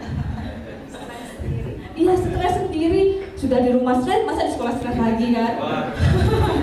Pokoknya saya sekarang setelah menjadi bagian dari CGP ini, motivasi saya adalah mengajar dengan bahagia seperti itu. Jadi ketika kita melihat atau ada di suatu pembelajaran ya Bapak Ibu di kelas ada yang tidur, ada yang berkeliaran, itu berarti ada salah satu kebutuhan dasar yang belum terpenuhi. Apa itu kebutuhan dasar? Nanti akan dipaparkan oleh teman saya, tapi setidaknya dengan restitusi ini kita bisa menggali atau mengetahui kebutuhan dasar apa yang belum terpenuhi oleh si anak ini. Jadi kita tidak hanya serta-merta memarahi mereka tidur di kelas, memang salah, tapi kenapa sih mereka bisa seperti itu? Lanjut, untuk restitusi diri adalah cara yang paling baik. Ini yang kenapa dikatakan cara yang paling baik, karena saya saja itu masih lebih banyak atau biasa mengomentari orang, lebih banyak mengomentari orang daripada mengomentari diri sendiri. Jadi kalau dengan restitusi ini si anak itu bisa mengomentari dirinya sendiri, bisa mengintrospeksi diri, bahasa Balinya nyikse bulu gitu. Jadi dia bisa dengan introspeksi diri, berarti dia mempunyai cara-cara perbaikan apa yang bisa dilakukan ke depannya menjadi lebih baik lagi, seperti itu. Lanjut, untuk yang ketujuh ada restitusi fokus pada karakter bukan tindakan. Seperti tadi yang saya bilang, kalau pasnya jatuh langsung kasih uang, itu kan tindakan. Tapi rasa dirinya, oh udah pas, saya nggak ada merasa bersalah seperti itu. Tapi ketika restitusi ini dilakukan, dia difokus pada karakter. Bagaimana dia bertanggung jawab kalau ada temannya jatuhin minuman, tumpah, apakah langsung kita memberi uang untuk membeli yang baru? Kan tidak. Itu tidak akan membuat karakternya kuat seperti itu. Jadi apa yang bisa mereka gali dari dirinya untuk mencari solusi untuk permasalahan yang mereka hadapi, seperti itu. Lalu yang kedelapan ada restitusi fokus pada solusi. Nah ini, solusi adalah fokus dari restitusi, solusinya itu bukan dari guru, bukan dari yang lainnya, tapi dari dirinya sendiri, seperti itu. Ketika dia sudah fokus dari dirinya sendiri, jika kedepannya pasti dia tidak akan melakukannya lagi, seperti itu. Ingat, untuk yang solusi pas untuk dirinya sendiri, bukan orang lain. Yang kesembilan ada, ini yang terakhir ya Bapak Ibu, restitusi mengembalikan murid yang berbuat salah pada kelompoknya. Banyak, saya juga pernah melakukan ini ketika ada anak yang dulu ada yang agak aktif sekali, dia bergelantungan di jendela seperti itu. Itu bermacam-macam jenis, ada bergantungan. Itu saya menganggapnya biarin aja, lewatkan saja. Kita sisihkan mereka. Apakah mereka kita merasa senang karena mereka tidak mengganggu seperti itu. Tapi kalau terus-terusan seperti itu, apa yang bisa mereka pelajari? Apakah karakter mereka bisa diperbaiki? Kan tidak. Jadi kita dari sekarang mulai belajar untuk melaksanakan atau menggunakan restitusi ini untuk menciptakan disiplin positif di lingkungan sekolah, seperti itu Bapak Ibu. Bapak Ibu setuju? Mungkin itu saja yang bisa saya sampaikan. Untuk selanjutnya saya serahkan kepada. Terima kasih banyak Ibu Desi atas pemaparannya. Bapak Ibu, giliranlah saya sekarang untuk memberikan materinya, tapi sebelumnya 1, 2, 3. Oke, berarti masih fokus ya Bapak Ibu. Oke, ini adalah bagian saya, yaitu keyakinan kelas. Mungkin Bapak Ibu awam apa yang dimaksud dengan keyakinan kelas. Kenapa mesti keyakinan kelas seperti itu? Nah, ini dia. Mungkin yang lebih familiar bagi Bapak Ibu itu adalah peraturan. Karena kenapa? Kita di sekolah harus menegakkan disiplin kepada anak-anak kita seperti yang dikatakan oleh Miska, Bu Kartini. Kemudian bagaimana kita menegakkan aturan yang ada. Jadi yang lebih familiar dari kita itu adalah peraturan. Tetapi sebenarnya mulai dari sekarang Bapak Ibu, marilah kita sedikit demi sedikit mengurangi peraturan yang ada di sekolah. Karena kenapa? Apabila peraturan itu tidak dipenuhi atau tidak ditaati oleh anak didik kita, oleh murid kita, maka kita akan memberikan hukuman. Dan hukuman sudah dijelaskan tadi bahwa efeknya itu tidak bagus bagi murid kita. Tetapi mulai dari sekarang marilah kita tanamkan, marilah kita bersama-sama menggelorakan bahwa ada sesuatu hal yang lebih positif, yaitu keyakinan. Bagaimana kita menanamkan keyakinan yang positif pada murid-murid kita. Kemudian mengapa harus ada peraturan sebenarnya? Seperti peraturan bahwa kita harus menggunakan helm pada waktu kita mengendarai kendaraan roda 2. Kemudian kenapa ada aturan pada waktu COVID kemarin bahwa kita harus menggunakan masker, mencuci tangan, menjaga jarak. Kemudian kenapa ada aturan kalau kita datang ke pertemuan atau murid kita datang ke kelas itu harus tepat waktu, Bapak Ibu. Peraturan itu tetap masih diperlukan, tetapi dalam skup yang kecil. Karena sebenarnya peraturan itu adalah sesuatu yang dibuat dan memunculkan motivasi ekstrinsik saja. Tetapi bagaimana kita nantinya seorang guru mampu menumbuhkan motivasi dari dalam diri murid-murid kita sendiri atau motivasi intrinsiknya.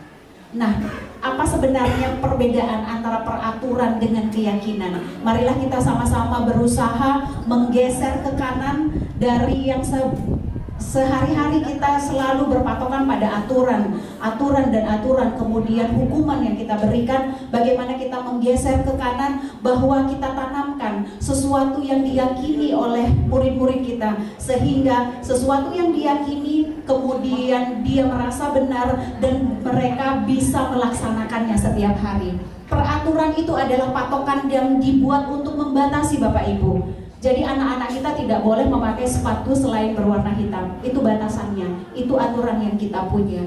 Kemudian apabila anak didik kita tidak memenuhinya, berarti anak didik kita adalah melanggar. Dan kemudian apa yang mereka dapatkan? Hukuman, Bapak Ibu.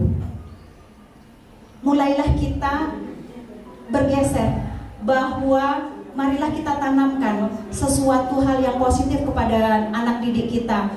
Bangkitkan sesuatu yang mereka yakini. Keyakinan itu adalah sikap yang ditunjukkan oleh manusia yang pada hal ini adalah murid kita sendiri yang merasa mereka kenal.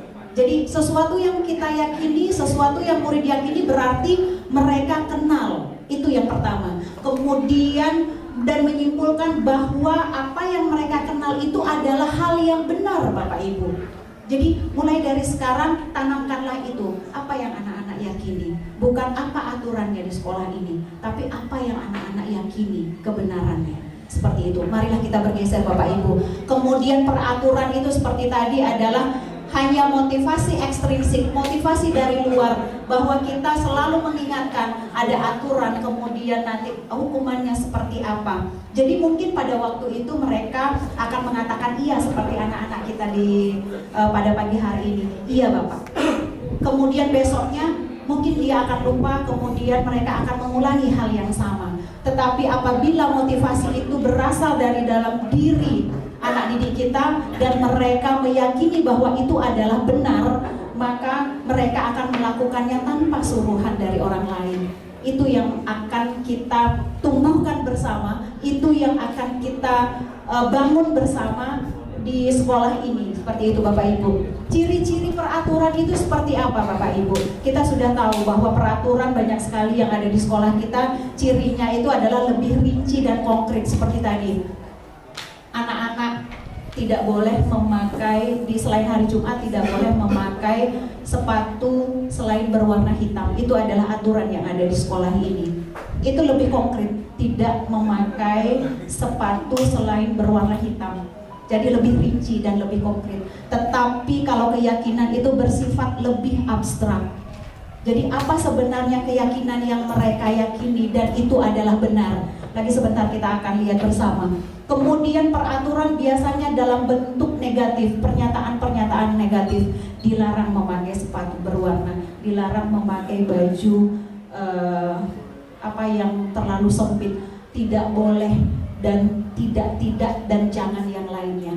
Tetapi apabila keyakinan itu adalah pernyataannya universal, tidak hanya berlaku bagi murid kita saja, tetapi berlaku juga bagi diri sendiri, berlaku juga bagi para bapak ibu. Jangan sampai bahwa anak kita beranggapan, kenapa hanya kita saja yang dihukum, kenapa kita saja yang harus mematuhi peraturan, kenapa bapak ibu guru itu boleh, kenapa bapak ibu guru itu tidak diberikan sanksi atau hukuman seperti itu. Jadi ini berlaku universal, berlaku untuk semua orang. Dan juga pernyataannya adalah dalam bentuk positif Bapak Ibu. Mulai dari sekarang kalau kita sudah berpikir positif, kemudian berkata yang positif, tentunya tindakan yang akan kita lakukan pun positif. Seperti itu. Jadi itu bedanya antara peraturan dengan keyakinan. Mungkin kita akan sama-sama membangun dari sekarang. Kita akan bergeser dari peraturan-peraturan, tetapi marilah kita bersama-sama untuk selalu menggelorakan keyakinan sesuatu yang mereka yakini dan yang benar. Contohnya seperti tadi, dilarang mengganggu orang lain. Itu pernyataannya negatif Bapak Ibu. Itu adalah aturan, tidak boleh mengganggu, apalagi pada waktu pembelajaran berlangsung seperti itu. Tetapi keyakinan seharusnya yang kita tanamkan kepada orang lain itu adalah menghormati orang lain atau menghargai orang lain. Itu adalah satu keyakinan. Yakin tidak bahwa kita harus menghargai orang lain? Iya. Benar tidak hal tersebut? Iya. Karena kalau kita kembalikan kepada diri kita sendiri, kalau kita mengganggu orang lain, bagaimana dengan orang tersebut? Apabila orang tersebut mengganggu kita, bagaimana perasaan kita? Jadi bagaimana kita menanamkan kembali ke diri kita sendiri, motivasi intrinsik seperti itu Bapak Ibu. Nah, ini dia. Ini adalah gambaran besar yang akan kita capai nantinya Bapak Ibu. Kita mulai dari sekarang, tidak ada kata terlambat. Peraturan itu mungkin tetap sama, peraturan itu mungkin ada, diperlukan. Dalam hal yang seperti apa? Hanya dalam lingkup yang kecil saja. Jadi dia ada di tengah. Peraturan itu hanya kecil saja. Kemudian apabila peraturan itu sudah mulai bisa kikis, nanti bagaimana kita bisa menumbuhkan keyakinan. Mungkin skup yang terkecil adalah di kelas dulu. Jadi kami telah melaksanakan pembuatan keyakinan kelas di masing-masing kelas yang kami ajar seperti itu. Bagaimana nantinya peraturan itu dikikis, kemudian kita menggelorakan keyakinan dalam skup kecil, keyakinan kelas, kemudian mungkin akan berkembang lagi menjadi keyakinan sekolah seperti itu, sehingga nantinya lingkungan yang ada di SMA Negeri 2 Semarapura menjadi positif, auranya menjadi positif Bapak Ibu. Tidak lagi jangan, tidak lagi tidak boleh, tetapi mari hal-hal yang positif. Kemudian apabila lingkungan kita positif yang dimulai dari dalam diri anak-anak, diri kita sebagai tenaga pendidik dan juga kependidikan, kemudian akan berimbas kepada seluruh warga sekolah, sehingga nanti budaya positif akan bisa kita capai, sehingga diseminasi budaya positif ini pun bisa terlaksana ke seluruh stakeholder yang ada di sekolah Bapak Ibu. Nah, ini dia. Peraturan-peraturan itu salah satu atau beberapa contohnya Bapak Ibu. Selalu kembalikan buku ke tempatnya, dilarang hadir di sekolah 15 menit, dilarang melakukan kekerasan, dilarang lagi, kemudian gunakan masker, jangan berlari. Itu adalah contoh-contoh peraturan. Kemudian yang mana yang dimaksud dengan keyakinan? Nah, ini dia Bapak Ibu. Tanamkanlah kepada anak-anak kita bahwa kita atau mereka harus bertanggung jawab. Lebih universal ya Bapak Ibu ya. Tidak konkret seperti tadi, peraturan itu adalah konkret. rinci dia, tetapi keyakinan keyakinan itu adalah lebih universal dan juga tidak berlaku pada kepada anak didik kita saja, tetapi kepada bapak ibu guru juga, bahwa kita pun harus bertanggung jawab seperti itu. Kemudian ada menghormati orang lain, kemudian ada keyakinan keselamatan seperti tadi kan ada aturan bagaimana, kenapa kita harus menggunakan helm pada waktu mengendarai kendaraan bermotor roda 2 seperti itu ya. Jadi kalau peraturannya, mungkin peraturan kan dibuat untuk dilanggar, betul Bapak Ibu.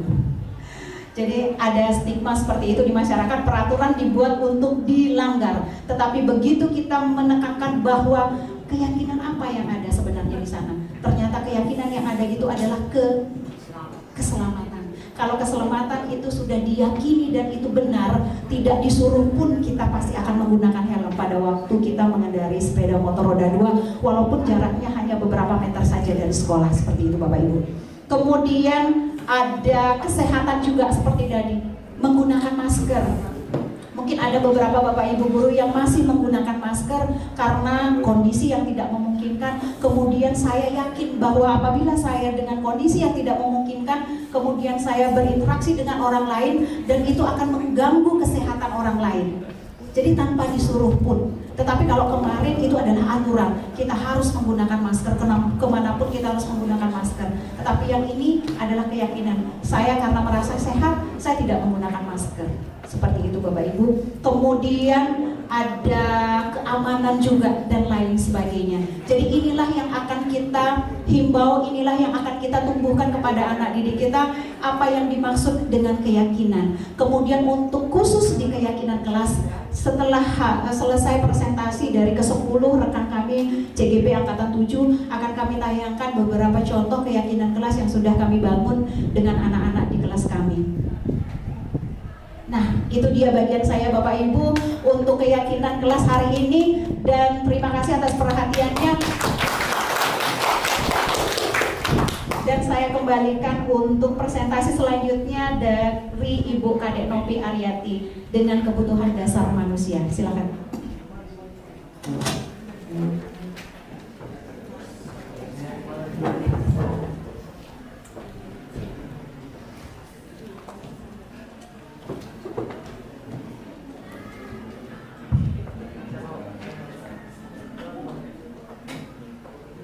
Baik, terima kasih atas kesempatannya. Jadi saya berdiri di sini bukan berarti menggurui Bapak Ibu, terutama yang senior ya. Jadi di sini hanya sekedar sharing informasi terkait dengan apa yang sudah saya pelajari. Jadi mungkin langsung saja. Jadi di sini materi yang akan saya sampaikan yaitu tentang kebutuhan dasar manusia. Nah, jadi setiap anak, setiap individu siapapun itu melakukan suatu kegiatan atau tindakan pasti ada alasannya. Seperti itu. Nah, alasannya bisa saja karena kebutuhannya sudah terpenuhi atau belum terpenuhi. Nah, sekarang menurut Dr. William Glasser, jadi di sini ada 5 dasar kebutuhan manusia. Ya, yang pertama itu ada bertahan hidup, kemudian ada kasih sayang dan rasa diterima, kemudian ada penguasaan, kebebasan dan kesenangan. Nah, apa itu? Oke, bisa diperhatikan. Jadi kebutuhan dasar manusia kita bisa lihat dari kebutuhan untuk bertahan hidup atau survival. Jadi di sini kebutuhan yang bersifat fisiologis bisa meliputi kesehatan, rumah, makanan, seperti itu.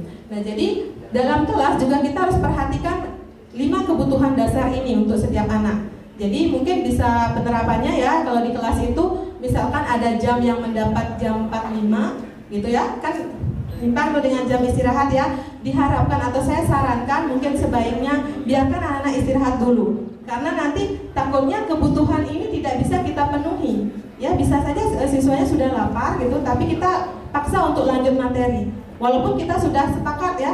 Kadang-kadang kita sepakat itu yang menyampaikan setuju hanya beberapa orang saja, bisa saja di dalam hatinya dia keberatan seperti itu ya. Jadi itu kebutuhan dasar yang pertama. Kemudian kita lihat dari kasih sayang, rasa diterima atau love and belonging. Jadi di sini kebutuhan yang bersifat psikologis. Jadi tetap terhubung dengan orang lain, teman, keluarga, pasangan, dan juga guru.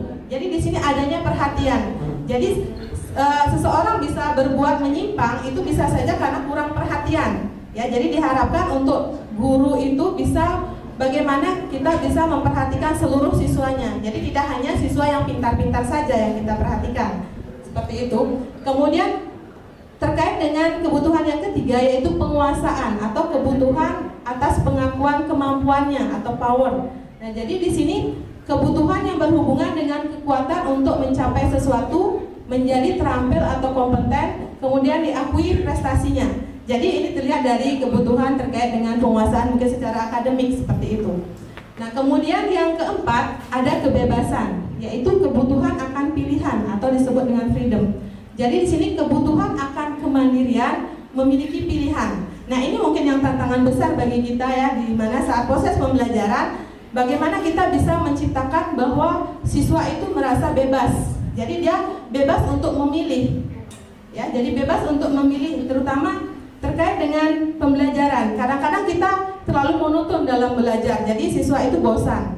Nah, jadi kebutuhan ini tidak terpenuhi. Jadi sekali lagi, setiap ada perilaku-perilaku yang menyimpang, kita balik lagi apakah ada kebutuhan dasar itu yang belum bisa atau belum berhasil kita penuhi kepada siswa.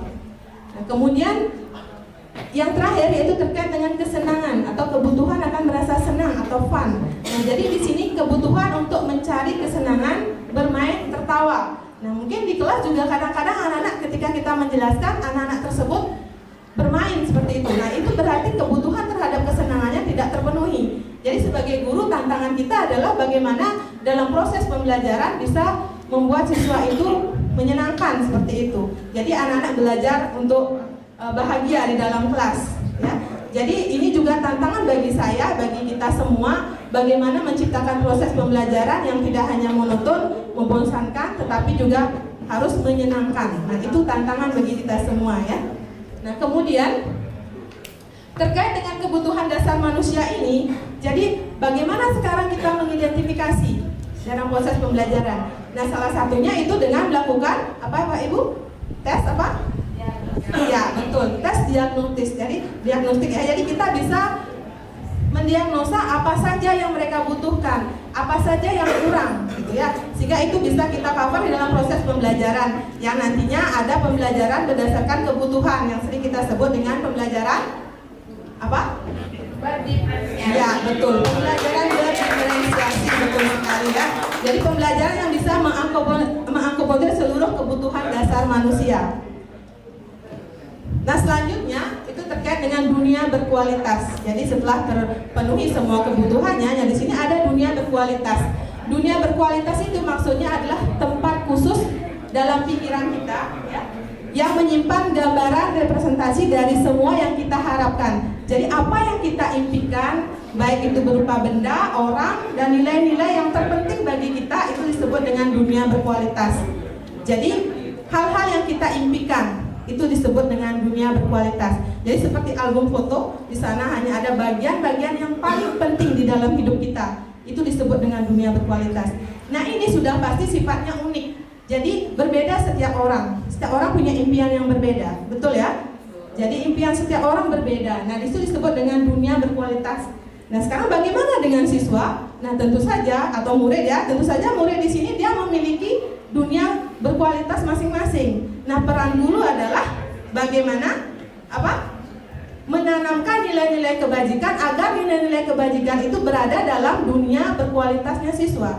Jadi tidak hanya dunia berkualitas yang hura-hura seperti itu, tidak ya, tetapi bagaimana agar nilai-nilai kebajikan tersebut berada dalam dunia impian siswa. Itu tugas seorang guru. Oke, jadi itu paparan dari materi saya. Untuk seterusnya akan dilanjutkan oleh Pak Agus Mahadi. Silakan Pak Agus langsung saja kepada materinya.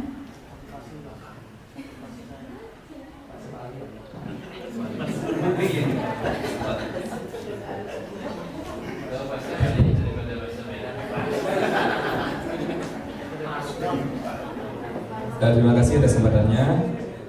Selamat pagi Bapak Ibu sekalian. Ya, luar biasa, tetap semangat. Yes. Sekarang giliran saya untuk menjelaskan, mengimbaskan sih apa yang saya dapatkan selama di CGP. Seperti apa yang disampaikan oleh teman-teman tadi, CGP nggak menyeramkan, tapi menggawatkan sedikit. jika terlalu dipikirkan, tapi kalau tidak dipikirkan ya santai teman-teman ya. Ya. Saya dapat, Caki membaca ini ya Caki. Ya, TR-nya ya. Ini 5 posisi kontrol. 5 posisi kontrol. Apa saja itu? Nah, ini. Nah, mari kita mulang sarira ya bahasa Bali ini. Mari kita introspeksi diri. Kita berada di posisi mana pada saat mendisiplinkan anak. Mari kita sama-sama mungkin nanti Aji Sepatu nanti ada pada saat materi yoga kita berenung, kita refleksikan kembali. Kita berada di posisi mana? Oh, ternyata saya benar atau salah. Seperti itu. Yang pertama ada sebagai penghukum, ada sebagai pembuat orang merasa bersalah.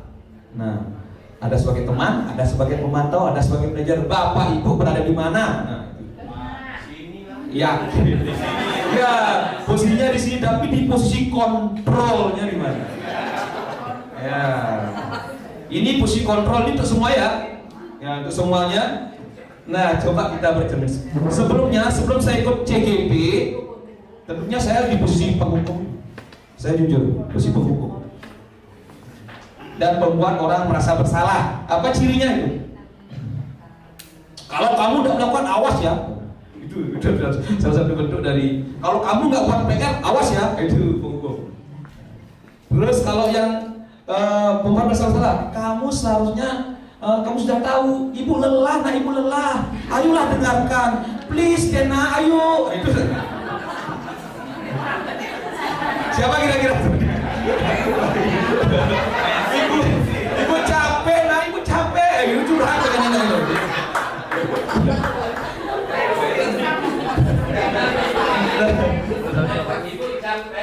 Ya, sesuai dengan kontrol tadi ya.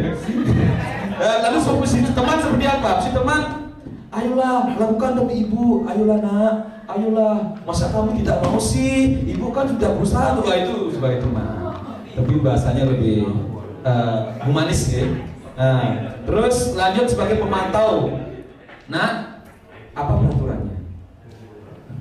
Apa peraturan yang sudah kalian langgar?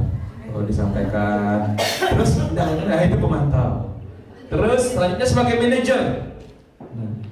Kembali, kita tanya keyakinan apa yang sudah disusun tadi, seperti apa yang disampaikan oleh Besari. Nah, sudah tanya keyakinannya, terus apa konsekuensinya jika kamu melanggar keyakinan yang sudah disusun. Intinya pasti, yang jujur sekali masih di fase pemantau mungkin sekarang. Manajer itu ternyata sulit. Tapi akan jadi mudah jika dikerjakan, jika diimplementasikan seperti itu. Daripada kita hanya diam tanpa ada tindak lanjut implementasinya sudah terus, saya rasa manusia tidak ada artinya itu. Nah, selanjutnya nih jawabannya musuhnya. Ada pertanyaan. Saya kecewa sekali dengan kamu. Kontrol yang mana dulu? Ya, simpan dulu ya, dalam hati nanti ada contekannya. Kamu tidak pernah benar melakukannya. Yang ketiga, ayolah lakukan demi ibu. Apakah kamu mau mendapatkan stiker jantung ini dari ibu? Stiker bintang dari ini. Apa itu? Terus, bagaimana kamu bisa menyelesaikan masalah ini? Kamu selalu yang paling terakhir, nak. Coba cek.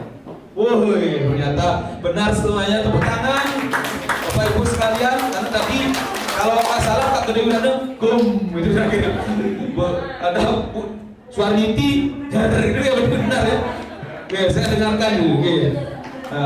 Walaupun saya ABS agak bongol sedikit ya, tapi saya mendengarkan juga celebehan dari jawaban-jawaban Bapak Ibu yang sangat luar biasa. Sekali lagi tepuk tangan untuk Bapak Ibu sekalian. Nah, begini. Di mana posisi kita?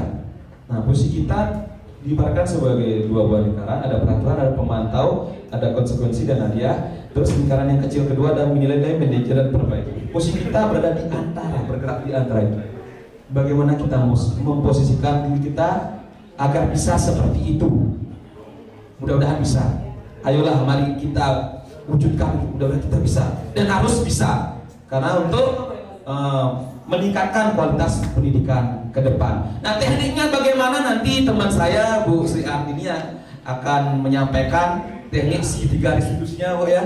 Ya, karena waktu silakan. Tenang Bapak Ibu, ini adalah yang terakhir mungkin presentasi yang kita tunggu-tunggu bersama. Jadi presentasi yang ke-10 terakhir dari Bu Ninyoman Sri Artini, SPD MPD dengan materi segitiga restitusi. Tadi ada 5 posisi dan sekarang segitiga seperti apa? Silakan. Terima kasih sekali. Terima kasih yang terhormat Bapak Kepala Sekolah dan teman-teman semuanya, Bapak Ibu sekalian. Sebelumnya izinkan saya berdiri dekat dengan Bapak Ibu ya. Karena saya dapat terakhir biar saya lihat ngeledak yang ngantuk gitu maksudnya. Oke. Kan kalau dekat siapa tahu ada berputar gitu, hilang gitu ya. Iya. Tiang akan berbagi tentang materi segitiga restitusi. Tiang tidak akan banyak membaca. Misalkan yang minta tolong atau izinkan saya meminta Bapak Ibu untuk membaca ya, karena saya akan membicarakan tentang kesimpulannya saja. Jadi segitiga restitusi ini adalah kesimpulan semua materi yang teman-teman saya bagi tadi. Kemudian ini ada aplikasinya atau aksi nyatanya yang akan Bapak Ibu kerjakan ketika ada siswa yang melakukan kesalahan. Seperti itu kesimpulannya. Ada 3 sisi, kalau segitiga pasti 3 ya.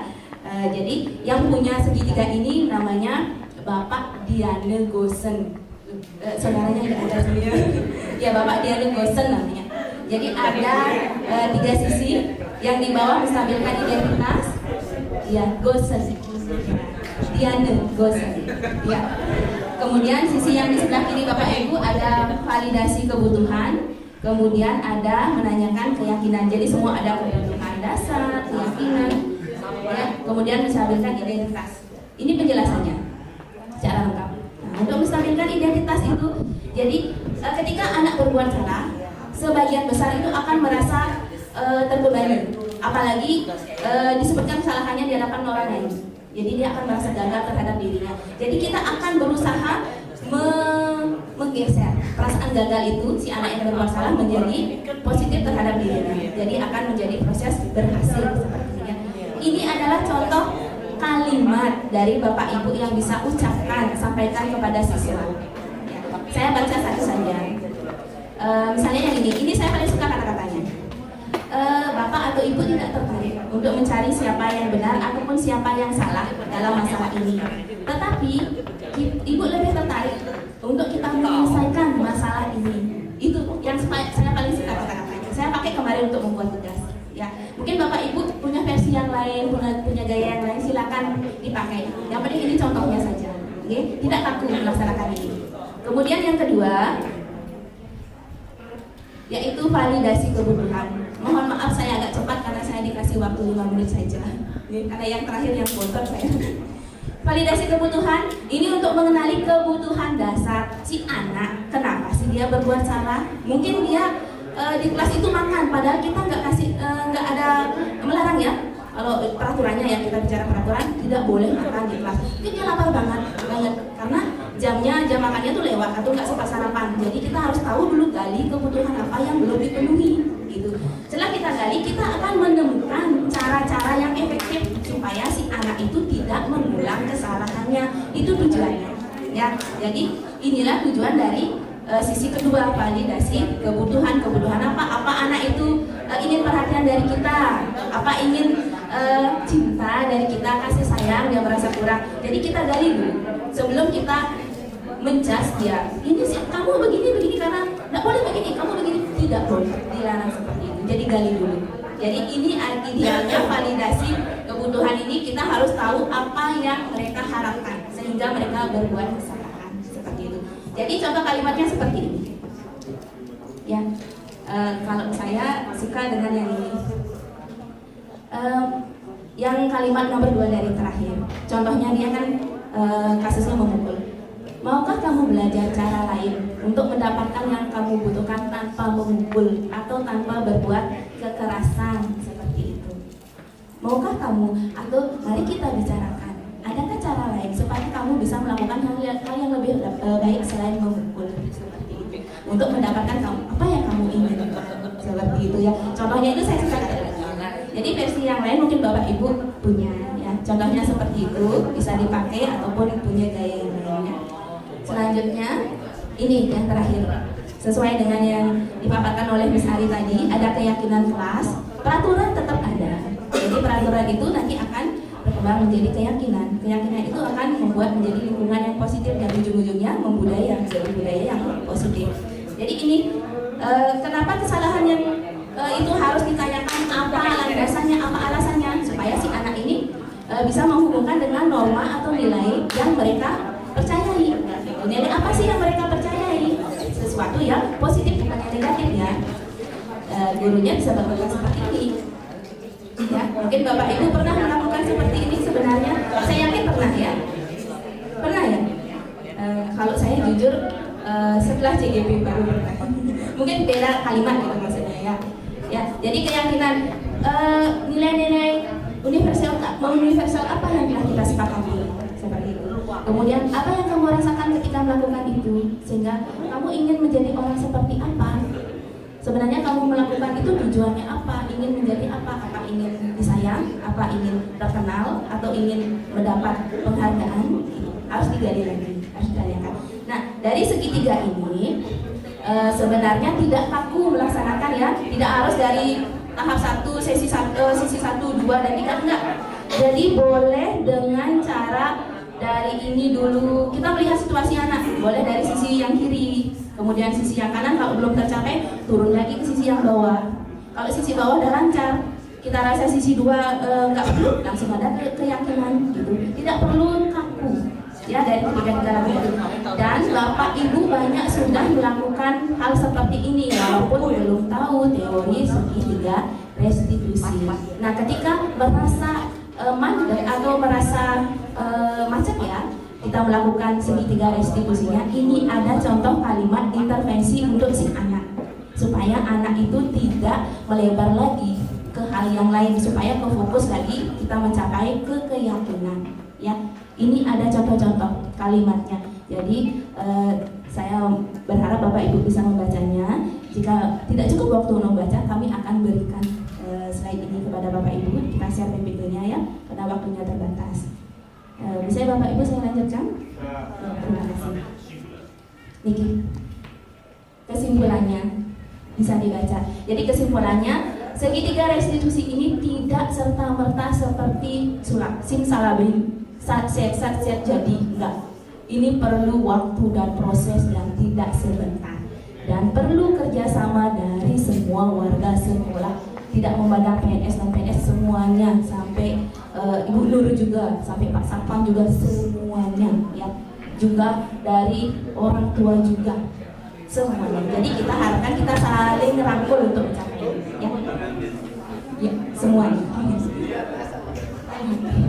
Sampai pantun, saya lega kalau sudah sampai pantun. Ya, ke pasar Galiran membeli cumi, cakep. Di blok A dapatnya alpukat, cakep. Sekian pemaparan dari kami. Semoga bisa bermanfaat. Terima kasih.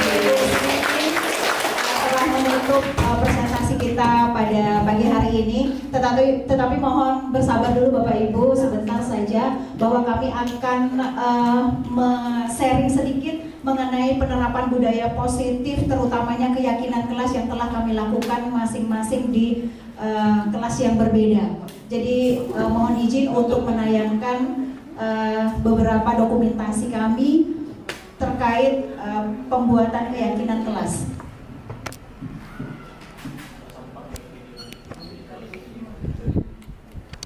Oke, ini adalah budaya positif membuat keyakinan kelas yang dilakukan oleh Bapak Adi. Kemudian lanjut Pak Adi. Nah, ini saya sendiri, saya berkolaborasi dengan wali kelasnya juga untuk meyakinkan bahwa apa yang kita buat itu telah diketahui oleh wali dan juga anak didik yang ada di kelas. Jadi ini dia keyakinan kelas dan sudah tertempel di dinding kelas anak-anak untuk dapat memudahkan mereka mengingatnya kembali. Mari kita selalu ingatkan. Selanjutnya, ini dari Bu Niwayan Desiari SPD.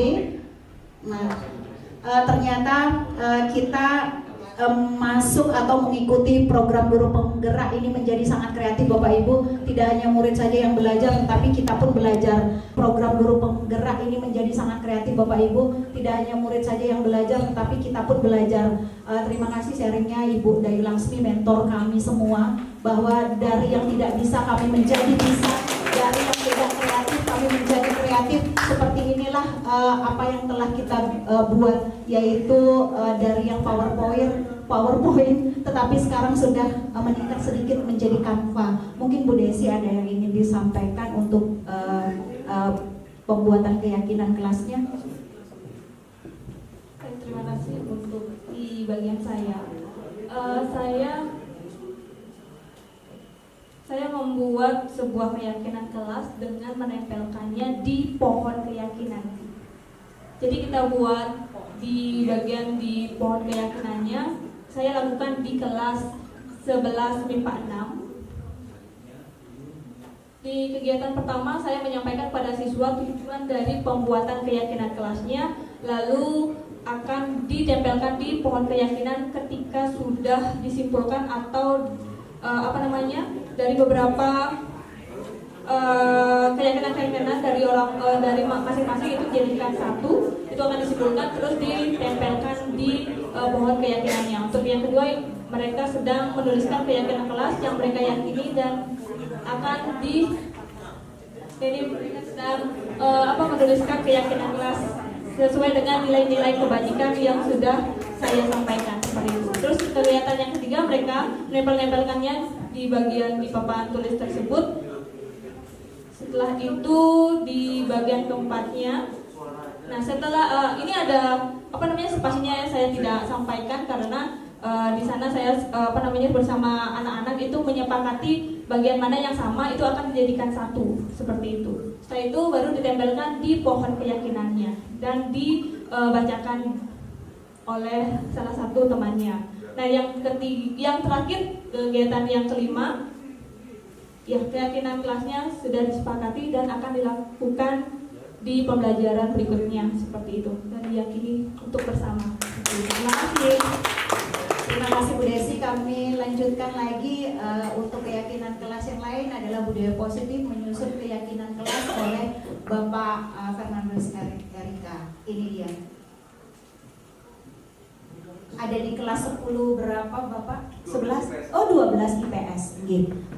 Lanjut lagi, ini adalah Bu Kiriwayuni. Nah ini dia beberapa dokumentasi yang sudah dilakukan pembentukan keyakinan kelasnya.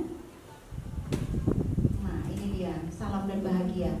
Kemudian selanjutnya ini ada Bu Niwayan Kartini, beberapa dokumentasi yang dilakukan pembentukan keyakinan kelas dan hasilnya ini Bapak Ibu. Keyakinan kelas yang sudah terbentuk itu ada satu, bekerja sama dan saling menghargai. Itu adalah sesuatu yang diyakini bersama, kemudian sesuatu yang positif. Mari kita selalu ingatkan kepada anak kita untuk dua, bertanggung jawab. Bertanggung jawab itu yang seperti apa? Sangat universal dan tidak hanya berlaku pada murid tetapi pada guru juga. Sama-sama kita bertanggung jawab dan memiliki komitmen yang tinggi. Memiliki komitmen yang tinggi untuk belajar bagi murid, memiliki komitmen yang tinggi bagi kita untuk mengajar putra-putri kita seperti itu. Terima kasih. Selanjutnya ada dokumentasi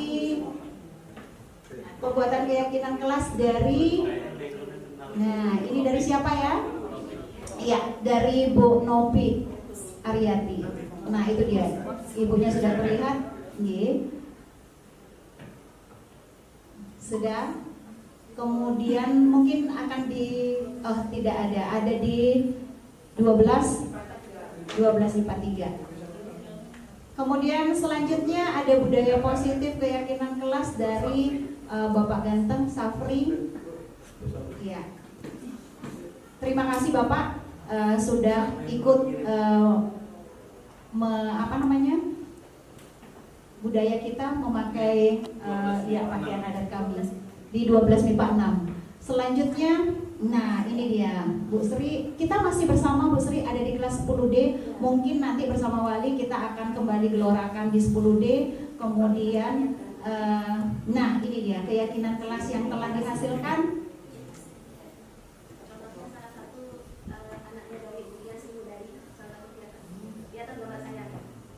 Oh, ini ada anak ganteng dari salah satu guru kita. Nah, ini dia. Kemudian itu keyakinan kelas yang telah dihasilkan. Dan yang terakhir, nah ini dia yang paling kreatif, Bapak guru kita, Agus Mahadiputra. Ini berupa video. Nah, ini dia.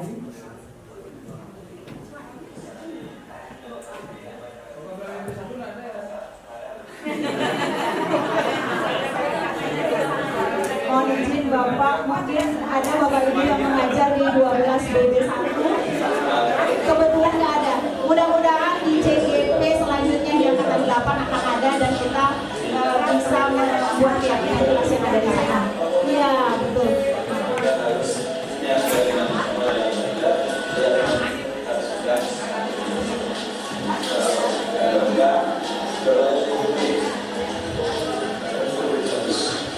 Nanti bisa melihat Pak Adi.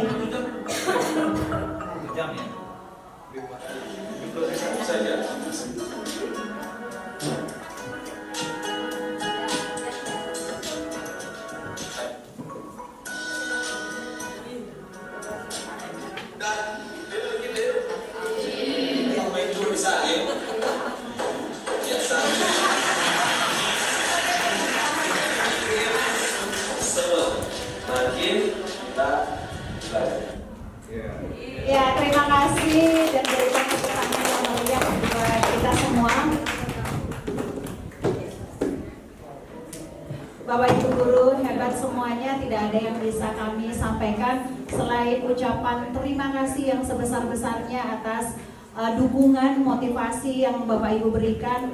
Apalah artinya kami hanya bersepuluh dari CGP Angkatan 7 tanpa dukungan Bapak Ibu semuanya, stakeholder sekolah yang ada di SMA Negeri 2 Semarapura. Terima kasih sekali lagi bahwa program kami aksi nyata yang harus kami lakukan telah berjalan dengan baik dan lancar. Kemudian mudah-mudahan apa yang menjadi tujuan kita hari ini dapat kita implementasikan kembali nanti di kelas, kemudian di sekolah kita bersama.